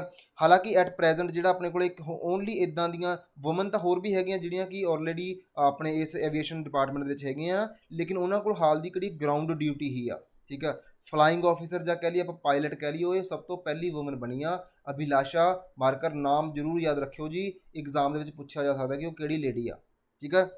ਇਹਨਾਂ ਨੂੰ ਜਿਹੜਾ ਫਲਾਈਟ ਮਿਲਿਆ, ਇਹਨਾਂ ਨੂੰ ਸਾਈਨ ਕੀਤੀ ਗਈ ਆ ਸੈਕਿੰਡ ਫਲਾਈਟ 2072, ਜੋ ਕਿ ਆਰਮੀ ਏਵੀਏਸ਼ਨ ਦਾ ਸੁਕਾਡ ਆ। ਇਹ ਚਲਾਉਣਗੇ ਧਰੁਵ ਐਡਵਾਂਸ ਲਾਈਟ ਹੈਲੀਕਾਪਟਰ। ਇਹਨਾਂ ਨੂੰ ਇੱਕ ਹੈਲੀਕਾਪਟਰ ਦਿੱਤਾ ਗਿਆ ਜਿਹੜਾ ਕਿ ਇਹ ਉਹਨਾਂ ਨੂੰ ਚਲਾਉਣਗੇ ਇਸ ਹੈਲੀਕਾਪਟਰ ਨੂੰ। ਨੈਕਸਟ ਨਿਊਜ਼ ਆਪਣੇ ਕੋਲੇ ਇੰਟਰਨੈਸ਼ਨਲ ਬੁੱਕਰ ਪ੍ਰਾਈਜ਼, ਠੀਕ ਹੈ। ਇਹ ਵੀ ਬੜੇ ਨਿਊਜ਼ ਦੇ ਵਿੱਚ ਨੇ ਮੈਡਮ। ਟੋਂਬ ਆਫ ਸੈਂਡ ਇੱਕ ਬੁੱਕ ਦਾ ਨਾਮ ਹੈ, ਠੀਕ ਹੈ। ਜਿਸ ਬੁੱਕ ਨੂੰ ਬੁੱਕਰਜ਼ ਪ੍ਰਾਈਜ਼ ਮਿਲਿਆ ਆ, ਇਹ ਫਸਟ ਇੱਦਾਂ ਦੀ ਬੁੱਕ ਹੋਈ ਆ ਜੋ ਕਿ ਰਿਟਨ ਕੀਤੀ ਗਈ ਆ ਇੰਡੀਅਨ ਲੈਂਗੁਏਜ ਦੇ ਵਿੱਚ, ਠੀਕ ਆ। ਫਸਟ ਇੱਦਾਂ ਦੀ ਬੁੱਕ ਆ ਜੋ ਕਿ ਇੰਡੀਅਨ ਲੈਂਗੁਏਜ ਵਿੱਚ ਲਿਖੀ ਗਈ ਆ, ਜਿਹਨੂੰ ਕਿ ਇੰਟਰਨੈਸ਼ਨਲ ਬੁੱਕਰ ਪ੍ਰਾਈਜ਼ ਮਿਲਿਆ ਆ। ਹੁਣ ਇਹ ਨਾਮ ਤਾਂ ਆਪਾਂ ਨੂੰ ਇੰਗਲਿਸ਼ ਦਾ ਲੱਗਦਾ, ਆਪਾਂ ਕਹਿ ਰਹੇ ਹਾਂ ਕਿ ਹਿੰਦੀ ਵਿੱਚ ਲਿਖੀ ਗਈ ਆ। ਹਾਂਜੀ, ਇਹ ਬੁੱਕ ਹਿੰਦੀ ਵਿੱਚ ਲਿਖੀ ਗਈ ਸੀ ਓਰੀਜਨਲੀ, ਜਿਹਦਾ ਨਾਮ ਸੀਗਾ ਰੇਤ ਸਮਾਧੀ, ਠੀਕ ਹੈ, ਰੇਤ ਸਮਾਧੀ। ਉਹਨੂੰ ਅਸੀਂ ਟਰਾਂਸਫਰ ਕੀਤਾ ਇੰਗਲਿਸ਼ ਵਿੱਚ ਟੋਂਬ ਆਫ ਸੈਂਡ। ਇਹ ਬੁੱਕ ਜਿਹੜੀ ਲਿਖੀ ਗਈ ਸੀ ਬਾਏ ਦਾ ਗੀਤਾਂਜਲੀ ਸ਼੍ਰੀ, ਠੀਕ ਹੈ ਜੀ। ਇਹ ਉਹ ਮੈਡਮ ਨੇ ਜਿਨ੍ਹਾਂ ਨੂੰ ਕਿ ਇਹ ਬੁੱਕ ਮਿਲੀ, ਇਹਨਾਂ ਨੂੰ ਜਿਹੜਾ ਬੁੱਕਰ ਪ੍ਰਾਈਜ਼ ਮਿਲਿਆ। ਇਹਨਾਂ ਨੇ ਓਰੀਜਨਲੀ ਇਹ ਬੁੱਕ ਲਿਖੀ ਸੀਗੀ। ਉਸ ਤੋਂ ਬਾਅਦ ਇਸ ਬੁੱਕ ਨੂੰ ਟਰਾਂਸਲੇਟ ਕੀਤਾ ਗਿਆ ਇੰਗਲਿਸ਼ ਦੇ ਵਿੱਚ ਬਾਏ ਦਾ ਡੈਸੀ ਰੌਕਵੈਲ, ਉਹਨਾਂ ਨੇ ਇਹਨੂੰ ਟਰਾਂਸਫਰ ਕੀਤਾ ਸੀਗਾ, ਠੀਕ ਆ। ਦੋਨੇ ਨਾਮ ਯਾਦ ਰੱਖਿਓ। ਜਿਹਦਾ ਐਗਜ਼ਾਮਿਨਰ ਨੇ ਈਜ਼ੀ ਕਰਨਾ ਹੋਇਆ ਤਾਂ ਉਹ ਇਹਨਾਂ ਮੈਡਮ ਦਾ ਨਾਮ ਪੁੱਛ ਲੈਣਗੇ, ਜਿਹਨੇ ਟਫ ਕਰਨਾ ਹੋਇਆ ਤਾਂ ਉਹ ਰੌਕਵੈਲ ਦਾ ਨਾਮ ਪੁੱਛਣਗੇ ਕਿ ਇਹਨਾਂ ਨੇ ਇਹਨੂੰ ਟਰਾਂਸਲੇਟ ਕੀਤਾ ਇਸ ਬੁੱਕ ਨੂੰ। ਬੁੱਕ ਦਾ ਨਾਮ ਵੀ ਜ਼ਰੂਰ ਯਾਦ ਰੱਖਿਓ। ਆਪਾਂ ਦੇਖਦੇ ਹਾਂ ਜੀ ਬੁੱਕਰ ਪ੍ਰਾਈਜ਼ ਕੀ ਆ। ਜੋ ਇੰਟਰਨੈਸ਼ਨਲ ਬੁੱਕਰ ਪ੍ਰਾਈਜ਼ ਆ, ਇਹ ਅਵਾਰਡ ਦਿੱਤਾ ਜਾਂਦਾ ਐਨੂਅਲੀ, ਖਾਸ ਕਰਕੇ ਇੱਕ ਸਿੰਗਲ ਬੁੱਕ ਨੂੰ ਜੋ ਕਿ ਟਰਾਂਸਲੇਟ ਕੀਤੀ ਜਾਂਦੀ ਆ ਇੰਗਲਿਸ਼ ਦੇ ਵਿੱਚ ਕਿਸੇ ਵੀ ਹੋਰ ਬੁੱਕ 'ਚੋਂ, ਠੀਕ ਆ। ਅਤੇ ਜਿਹੜਾ ਇਹ ਆਪਣੇ ਕੋਲ ਬੁੱਕਰ ਪ੍ਰਾਈਜ਼ ਆ, ਇਹ UK ਜਾਂ ਆਇਰਲੈਂਡ ਦੇ ਵਿੱਚ ਦਿੱਤਾ ਜਾਂਦਾ। ਲਾਈਫ ਜਿਹੜੀ ਸੀਗੀ ਇਸ ਬੁੱਕ ਦੀ ਬੁੱਕਰ ਪ੍ਰਾਈਜ਼ ਦੀ, ਉਹ ਸੀਗੀ ਆਪਣੇ ਕੋਲ 2005 ਤੋਂ, ਮਤਲਬ ਜਿਹੜਾ ਪ੍ਰਾਈਜ਼ ਹੈ 2005 ਤੋਂ ਸਟਾਰਟ ਕੀਤਾ ਗਿਆ ਸੀਗਾ। ਅਤੇ ਜੋ ਅਮਾਊਂਟ ਮਿਲਦੀ ਆ ਜਿੱਤਣ ਵਾਲੇ ਨੂੰ, ਮਿਲਦੀ ਆ 50,000 ਪਾਊਂਡ ਦੀ, ਠੀਕ ਆ ਜੀ। 50,000 ਪਾਊਂਡ 50,000 ਪਾਊਂਡ ਮਿਲਦੇ ਆ। ਅਤੇ ਇਹ ਮਨੀ ਡਿਵਾਈਡ ਕੀਤੀ ਜਾਂਦੀ ਆ ਔਰਥਰ ਜਿਨ੍ਹਾਂ ਨੇ ਓਰੀਜਨਲੀ ਬੁੱਕ ਲਿਖੀ ਸੀਗੀ ਅਤੇ ਜਿਨ੍ਹਾਂ ਨੇ ਟਰਾਂਸਲੇਟ ਕੀਤੀ ਸੀਗੀ ਬੁੱਕ, ਉਹਨਾਂ ਦੋਨਾਂ ਨੂੰ ਇਕੁਅਲੀ ਮਿਲ ਜਾਂਦਾ ਹੈ, ਮਤਲਬ 25,000 ਪਾਊਂਡ ਦੋਨਾਂ ਨੂੰ ਮਿਲ ਜਾਣੇ ਆ ਜੀ, ਠੀਕ ਹੈ। ਚਲੋ ਨੈਕਸਟ ਨਿਊਜ਼ ਆਪਣੇ ਕੋਲ ਹੈਗੀ ਆ ਯੂਨੀਫਾਰਮ ਸਿਵਲ ਕੋਡ। ਇਹ ਕਿਉਂ ਨਿਊਜ਼ ਦੇ ਵਿੱਚ ਆ, ਅਕਸਰ ਨਿਊਜ਼ ਦੇ ਵਿੱਚ ਰਹਿੰਦਾ ਆ। ਹੁਣ ਕਿਉਂ ਨਿਊਜ਼ ਦੇ ਵਿੱਚ ਆ, ਕਿਉਂਕਿ ਹੁਣੇ ਜੋ ਉੱਤਰਾਖੰਡ ਆਪਣੀ ਸਟੇਟ ਆ, ਉਹਨਾਂ ਨੇ ਇੱਕ ਕਮੇਟੀ ਫਾਰਮ ਕੀਤੀ, ਐਕਸਪਰਟ ਕਮੇਟੀ, ਜੋ ਕਿ ਹੋ ਸਕਦਾ ਸੋਚ ਰਿਹਾ ਕਿ ਕਿਸੇ ਨਾ ਕਿਸੇ ਤਰ੍ਹਾਂ ਅਸੀਂ ਇੰਪਲੀਮੈਂਟ ਕਰ ਲਈਏ ਯੂਨੀਫਾਰਮ ਸਿਵਲ ਕੋਡ UCC, ਠੀਕ ਹੈ। ਕਮੇਟੀ ਦਾ ਕੰਮ ਕੀ ਆ, ਕਮੇਟੀ ਨੇ ਦੇ ਰਿਲੇਟਡ ਜਿੰਨੇ ਲਾਅ ਆ ਉਹ ਦੇਖਣੇ ਆ, ਕੰਟਰੋਲ ਜਿਹੜੇ ਪਰਸਨ ਆ ਮੈਟਰ ਦੇਖਣਗੇ ਕੀ ਆ, ਅਤੇ ਰਿਪੋਰਟ ਤਿਆਰ ਕਰਨਗੇ ਤਾਂ ਕਿ ਜੋ ਐਟ ਪ੍ਰੈਜ਼ੈਂਟ ਲਾਅ ਨੇ ਉਹਨਾਂ ਨੂੰ ਅਮੈਂਡ ਕੀਤਾ ਜਾ ਸਕੇ ਅਤੇ ਉਹਨਾਂ ਲਾਅਜ਼ ਨੂੰ ਕਨਵਰਟ ਕੀਤਾ ਜਾ ਸਕੇ ਇਨਟੂ ਦਾ ਯੂਨੀਫਾਰਮ ਸਿਵਲ ਕੋਡ। ਹੁਣ ਆਪਾਂ ਡਿਟੇਲ ਦੇਖਦੇ ਥੋੜ੍ਹੀ ਜੀ, ਯੂਨੀਫਾਰਮ ਸਿਵਲ ਕੋਡ ਹੈ ਕੀ ਆ। ਯੂਨੀਫਾਰਮ ਸਿਵਲ ਕੋਡ ਰੈਫਰ ਕਰਦਾ ਆ ਕਾਮਨ ਸੈੱਟ ਆਫ ਲਾਅ, ਠੀਕ ਹੈ। ਕਾਮਨ ਸੈੱਟ ਆਫ ਲਾਅ ਖਾਸ ਕਰ ਸਾਰਿਆਂ ਦੇ ਲਈ, ਜਿੰਨੇ ਵੀ ਆਪਣੇ ਦੇਸ਼ ਦੇ ਵਿੱਚ ਪਾਪੂਲੇਸ਼ਨ ਆ ਕਿਸੇ ਵੀ ਧਰਮ ਨਾਲ ਰਿਲੇਟਡ ਆ, ਕਿਸੇ ਵੀ ਕਾਸਟ ਨਾਲ ਰਿਲੇਟਡ ਆ, ਉਹਨਾਂ ਦੇ ਲਈ ਕਾਮਨ ਲਾਅ ਹੋਣਾ ਚਾਹੀਦਾ ਹੈ, ਖਾਸ ਕਰਕੇ ਪਰਸਨਲ ਮੈਟਰ ਨੂੰ ਲੈ ਕੇ। ਠੀਕ ਹੈ, ਵੈਸੇ ਤਾਂ ਕਾਮਨ ਹੀ ਲਾਅ ਆਪਾਂ ਜੇ ਗੱਲ ਕਰੀਏ ਆਪਾਂ ਕੋਈ ਕ੍ਰਿਮੀਨਲ ਕੇਸ ਆ ਉਹਦੇ ਲਈ ਕਾਮਨ ਲਾਅ ਆ, ਸਿਵਲ ਕੇਸ ਆ ਉਹਦੇ ਲਈ ਕਾਮਨ ਲਾਅ ਆ, ਲੇਕਿਨ ਜੋ ਪਰਸਨਲ ਮੈਟਰ ਹੁੰਦੇ ਆ ਉੱਥੇ ਲਾਅ ਅਲੱਗ-ਅਲੱਗ ਆ। ਐਗਜ਼ਾਮਪਲ ਦੇ ਲਈ ਆਪਾਂ ਮੈਰਿਜ ਦੀ ਗੱਲ ਕਰੀਏ ਤਾਂ ਅਲੱਗ-ਅਲੱਗ ਮੈਰਿਜ ਐਕਟ ਹੁੰਦੇ ਆ। ਠੀਕ ਆ, ਡਿਵੋਰਸ ਦੇ ਲਈ ਵੀ ਅਲੱਗ-ਅਲੱਗ ਪੈਟਰਨ ਹੁੰਦਾ ਹੈ, ਅਡੋਪਸ਼ਨ ਦੇ ਲਈ ਵੀ ਹੋ ਗਿਆ। ਅਤੇ ਚਾਹੁੰਦੀ ਆ ਗੌਰਮੈਂਟ ਕਿ ਜੋ ਵੀ ਪਰਸਨਲ ਮੈਟਰ ਆ, ਚਾਹੇ ਉਹ ਮੈਰਿਜ ਦਾ ਆ, ਚਾਹੇ ਉਹ ਡਿਵੋਰਸ ਦਾ, ਜਾਂ ਹੋਰ ਕੋਈ ਵੀ ਇਸ਼ੂ ਆ, ਉਹਨਾਂ ਨੂੰ ਸਾਰੇ ਸਿਟੀਜ਼ਨ ਨੂੰ ਇੱਕੋ ਤਰੀਕੇ ਨਾਲ ਡੀਲ ਕੀਤਾ ਜਾਵੇ। ਠੀਕ ਆ, ਜਿਵੇਂ ਆਪਾਂ ਨੂੰ ਪਤਾ ਕਿ ਜੋ ਸਿੱਖ, ਹਿੰਦੂ, ਮੁਸਲਿਮਸ, ਇਹਨਾਂ ਦੇ ਲਈ ਇੱਕ ਅਲੱਗ-ਅਲੱਗ ਮੈਰਿਜ ਦਾ ਪ੍ਰੋਸੈਸ ਆ, ਡਿਵੋਰਸ ਦਾ ਪ੍ਰੋਸੈਸ ਵੀ ਅਲੱਗ ਆ, ਲੇਕਿਨ ਗੌਰਮੈਂਟ ਦਾ ਸੋਚ ਆ ਕਿ ਕਿਤੇ ਨਾ ਕਿਤੇ ਇਹ ਸੇਮ ਹੋਵੇ ਸਾਰਿਆਂ ਦੇ ਲਈ, ਅਤੇ ਜੋ ਕੰਪਲਿਸਿਟੀ ਆ ਲਾਅ ਦੇ ਵਿੱਚ ਉਹ ਘੱਟ ਤੋਂ ਘੱਟ ਹੋਵੇ। ਜੇ ਆਪਾਂ ਯੂਨੀਫਾਰਮ ਸਿਵਲ ਕੋਡ ਦੀ ਗੱਲ ਕਰੀਏ ਤਾਂ ਸਾਨੂੰ ਇਹ ਆਰਟੀਕਲ 44 ਦੇ ਵਿੱਚ ਮਿਲਦਾ। ਠੀਕ ਆ, ਸਭ ਤੋਂ ਇੰਪੋਰਟੈਂਟ ਗੱਲ ਆ ਪੋਲਿਟੀ ਦਾ ਪਾਰਟ ਆ 44 ਦੇ ਵਿੱਚ। ਅਤੇ ਜਿਹੜਾ ਆਰਟੀਕਲ 44 ਆ ਇਹ directive principal of state policy, ਜਿਹਨੂੰ ਆਪਾਂ DPSP ਕਹਿੰਦੇ ਆ, ਉਹਦੇ ਨਾਲ ਇਹ ਡੀਲ ਕਰਦਾ। ਹੁਣ ਇੱਥੇ ਕੁਐਸਚਨ ਆ ਤੁਹਾਡੇ ਲਈ ਕਿ ਜੋ DPSP ਆ ਉਹ ਕਿਹੜੇ ਪਾਰਟ ਦੇ ਵਿੱਚ ਆਉਂਦਾ ਆ। ਠੀਕ ਆ ਜੀ, ਤੁਸੀਂ ਪਾਰਟ ਨੰਬਰ ਮੈਂਸ਼ਨ ਕਰਨਾ ਆ। ਐਂਡ ਸੈਕਿੰਡ ਕੁਐਸਚਨ ਆ ਕਿ ਉਹ ਕਿਹੜੀ ਕੰਟਰੀ ਤੋਂ ਅਸੀਂ ਅਡੋਪਟ ਕੀਤਾ ਇਹਨੂੰ DPSP ਨੂੰ। ਕਲੀਅਰ ਆ, 2 ਕੁਐਸਚਨ ਆ ਤੁਹਾਡੇ ਲਈ, ਆਨਸਰ ਜ਼ਰੂਰ ਦੱਸਿਓ ਮੈਨੂੰ ਕਮੈਂਟ ਬਾਕਸ ਦੇ ਵਿੱਚ। ਚਲੋ ਨੈਕਸਟ ਚੱਲਦੇ ਆਪਾਂ। ਨੈਕਸਟ ਨਿਊਜ਼ ਆਪਣੇ ਕੋਲ ਗ੍ਰੀਨ ਹਾਈਡਰੋਜਨ। ਠੀਕ ਆ, ਫਿਊਲ ਆਫ ਦਾ ਫਿਊਚਰ, ਆਪਾਂ ਇਹਨੂੰ ਆਉਣ ਵਾਲੇ ਟਾਈਮ ਦਾ ਫਿਊਲ ਕਾਊਂਟ ਕਰਦੇ ਹਾਂ ਗ੍ਰੀਨ ਹਾਈਡਰੋਜਨ ਨੂੰ। ਨਿਊਜ਼ ਦੇ ਵਿੱਚ ਕਿਉਂ? ਕਿਉਂਕਿ ਹੁਣੇ ਜੋ ਇੰਡੀਅਨ ਮਿਨਿਸਟਰ ਆ ਜਿਹੜੇ ਕਿ ਪੈਟਰੋਲੀਅਮ ਅਤੇ ਨੈਚੁਰਲ ਗੈਸ ਦੀ ਮਿਨਿਸਟਰੀ ਜਿਹਨਾਂ ਦੇ ਕੋਲ ਆ, ਉਹਨਾਂ ਨੇ ਜੋ WEF ਵਰਲਡ ਇਕਨੋਮਿਕ ਫੋਰਮ ਜੋ ਕਿ ਡੈਵੋਸ ਸਵਿਟਜ਼ਰਲੈਂਡ ਦੇ ਵਿੱਚ ਹੋਈ ਆ, ਉੱਥੇ ਇਹ ਕਿਹਾ ਕਿ India as a leader of green hydrogen emerge ਹੋ ਰਿਹਾ ਆ। ਆਪਣੇ ਆਪ ਨੂੰ ਕਾਫੀ ਇੱਥੇ ਜਾ ਕੇ ਅਪਰੇਜ਼ ਕੀਤਾ ਕਿ ਅਸੀਂ ਜਲਦੀ ਹੀ ਗ੍ਰੀਨ ਹਾਈਡਰੋਜਨ ਨੂੰ ਪੂਰੇ ਵਰਲਡ ਦੇ ਵਿੱਚ ਲੈ ਕੇ ਆਵਾਂਗੇ। ਹੁਣ ਮੇਰੇ ਦਿਮਾਗ 'ਚ ਆਉਂਦਾ ਕਿ ਗ੍ਰੀਨ ਹਾਈਡਰੋਜਨ ਹੈ ਕੀ ਆ। ਆਪਾਂ ਦੇਖਦੇ ਹਾਂ ਜੀ ਗ੍ਰੀਨ ਹਾਈਡਰੋਜਨ ਕੀ ਆ। It is a colourless, odourless, tasteless, non toxic, high combustible gas ਆ। ਮਤਲਬ ਇਹਦਾ ਕੋਈ ਕਲਰ ਨਹੀਂ ਹੈਗਾ ਜੀ, ਇਹਦੀ ਕੋਈ ਸਮੈਲ ਨਹੀਂ ਹੈਗੀ, ਇਹਦਾ ਕੋਈ ਟੇਸਟ ਨਹੀਂ ਹੈਗਾ, ਇਹਦਾ ਕੋਈ ਖਤਰਾ ਨਹੀਂ ਹੈਗਾ, ਅਤੇ ਬਹੁਤ ਹੀ ਜ਼ਿਆਦਾ ਇਹਦੀ ਕੰਬਸਟੇਬਲ, ਮਤਲਬ ਇਹਦੀ ਜਲਣ ਦੀ ਪਾਵਰ ਬਹੁਤ ਜ਼ਿਆਦਾ ਹੈ। ਇੱਕ ਇੱਦਾਂ ਦੀ ਗੈਸ ਆ, ਆਪਾਂ ਕਹੀਏ ਕਿ ਬਹੁਤ ਜ਼ਿਆਦਾ ਇੰਪੋਰਟੈਂਟ ਗੈਸ ਆ। ਠੀਕ ਆ, ਹਾਈਡਰੋਜਨ ਇਜ਼ ਅ ਲਾਈਟਰ, ਇਹ ਲਾਈਟ ਹੁੰਦੀ ਆ, ਸਿੰਪਲੈਸਟ ਹੁੰਦੀ ਆ। ਜੋ ਵੀ ਆਪਣੇ ਕੋਲ ਜੋ ਕੈਮੀਕਲ ਆਪਾਂ ਦੀ ਰਿਐਕਸ਼ਨ ਦੇਖੀ ਉਹਦੇ ਵਿੱਚ ਵੀ ਕਾਫੀ ਜ਼ਿਆਦਾ ਸਿੰਪਲ ਆ। ਜਿੰਨੀਆਂ ਵੀ ਕੈਮੀਕਲ ਐਲੀਮੈਂਟ ਆ ਉਸ ਯੂਨੀਵਰਸ ਦੇ ਵਿੱਚੋਂ ਸਭ ਤੋਂ ਜ਼ਿਆਦਾ ਸਿੰਪਲ ਆਪਣੇ ਕੋਲ ਗ੍ਰੀਨ ਹਾਈਡਰੋਜਨ ਹੀ ਹੈ, ਜਾਂ ਹਾਈਡਰੋਜਨ ਹੀ ਹੈ। ਠੀਕ ਆ, ਅਤੇ ਜਿਹੜਾ ਇਹਦੇ ਮੂਹਰੇ ਗ੍ਰੀਨ ਵਰਡ ਵਾਰ-ਵਾਰ ਲੱਗ ਰਿਹਾ ਹੈ ਤਾਂ ਹਾਈਡਰੋਜਨ ਇੱਕ ਗੈਸ ਆ। ਗ੍ਰੀਨ ਹਾਈਡਰੋਜਨ ਕੀ ਆ? ਗ੍ਰੀਨ ਡਿਪੈਂਡ ਕਰਦਾ ਕਿ ਆਪਾਂ ਕਿਵੇਂ ਜਿਹੜੀ ਇਸ ਐਨਰਜੀ ਨੂੰ ਪ੍ਰੋਡਿਊਸ ਕਰਦੇ ਹਾਂ। ਹਾਊ ਟੂ ਇਲੈਕਟ੍ਰੀਸਿਟੀ, ਠੀਕ ਹੈ, is generated to obtain the hydrogen. ਜੋ ਹਾਈਡਰੋਜਨ ਉਹ ਨੋਰਮਲੀ ਅਸੀਂ ਪਾਣੀ ਤੋਂ ਓਬਟੇਨ ਕਰਦੇ ਹਾਂ। ਦੇਖੋ ਮੈਂ ਪ੍ਰੋਸੈਸ ਤੁਹਾਨੂੰ ਸਮਝਾ ਦੇਵਾਂ ਪਹਿਲਾਂ। ਠੀਕ ਆ, ਇੱਥੇ ਇੱਕ ਪਿਕਚਰ ਮੈਂ, ਹਾਂਜੀ ਦੇਖੋ, ਆਪਾਂ ਹਾਈਡਰੋਜਨ ਪ੍ਰੋਡਿਊਸ ਕਰਨੀ ਆ ਪਾਣੀ ਤੋਂ। ਉਸ ਪਾਣੀ ਤੋਂ ਹਾਈਡਰੋਜਨ ਪ੍ਰੋਡਿਊਸ ਕਰਨ ਲਈ ਸਾਨੂੰ ਇਲੈਕਟ੍ਰੀਸਿਟੀ ਦੀ ਜ਼ਰੂਰਤ ਪਊਗੀ। ਕਲੀਅਰ ਆ।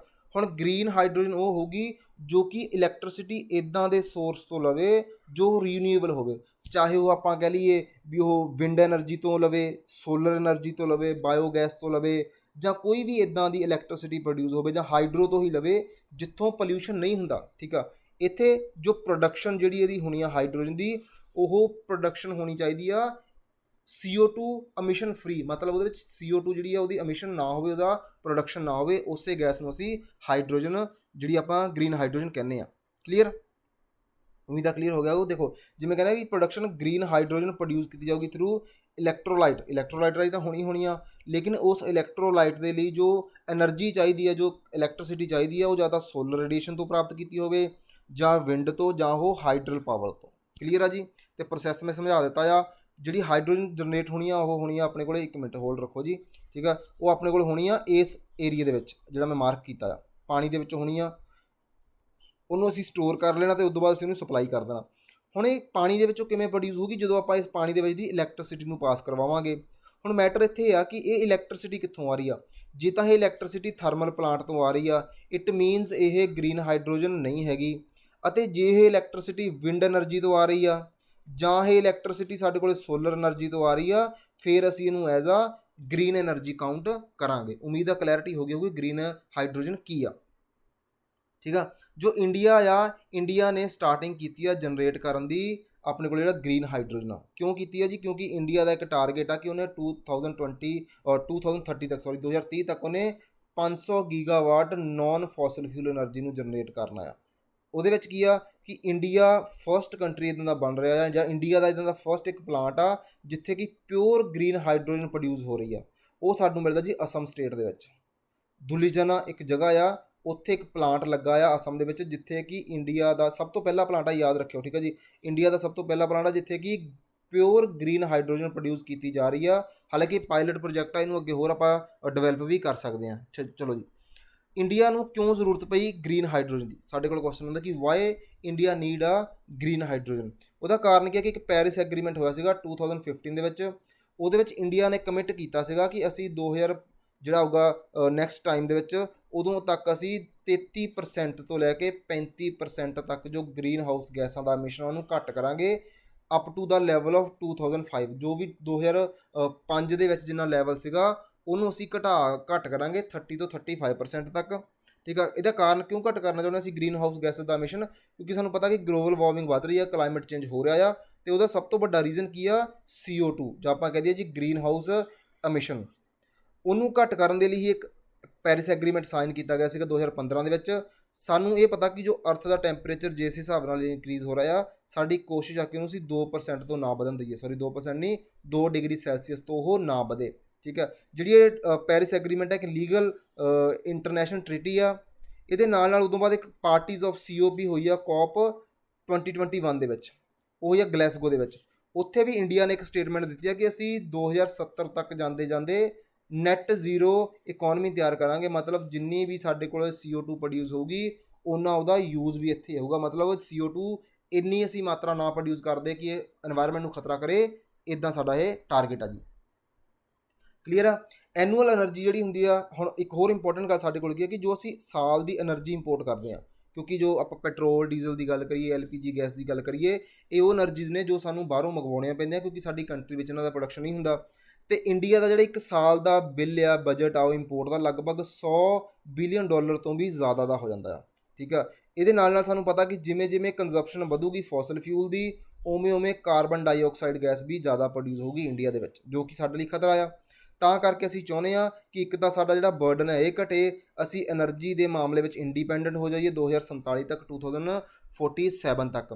ਤੇ ਅਸੀਂ ਇੱਕ ਅਲਟਰਨੇਟਿਵ ਫਿਊਲ ਲੈ ਕੇ ਆਵਾਂਗੇ ਜਿਹਦਾ ਨਾਮ ਹੋਊਗਾ ਸਾਡੇ ਕੋਲੇ ਗ੍ਰੀਨ ਹਾਈਡਰੋਜਨ। ਤੇ ਅਸੀਂ ਇੰਡੀਆ ਨੂੰ ਸਭ ਤੋਂ ਵੱਡੀ ਹੱਬ ਬਣਾਉਣਾ ਚਾਹੁੰਦੇ ਹਾਂ ਵਰਲਡ ਦੀ, ਤਾਂ ਕਿ ਅਸੀਂ ਅਲੱਗ-ਅਲੱਗ ਕੰਟਰੀ ਦੇ ਵਿੱਚ ਇਹ ਗੈਸ ਨੂੰ ਆਪਾਂ ਉੱਥੇ ਪ੍ਰੋਵਾਈਡ ਕਰ ਸਕੀਏ ਬਾਕੀ ਕੰਟਰੀਜ਼ ਨੂੰ।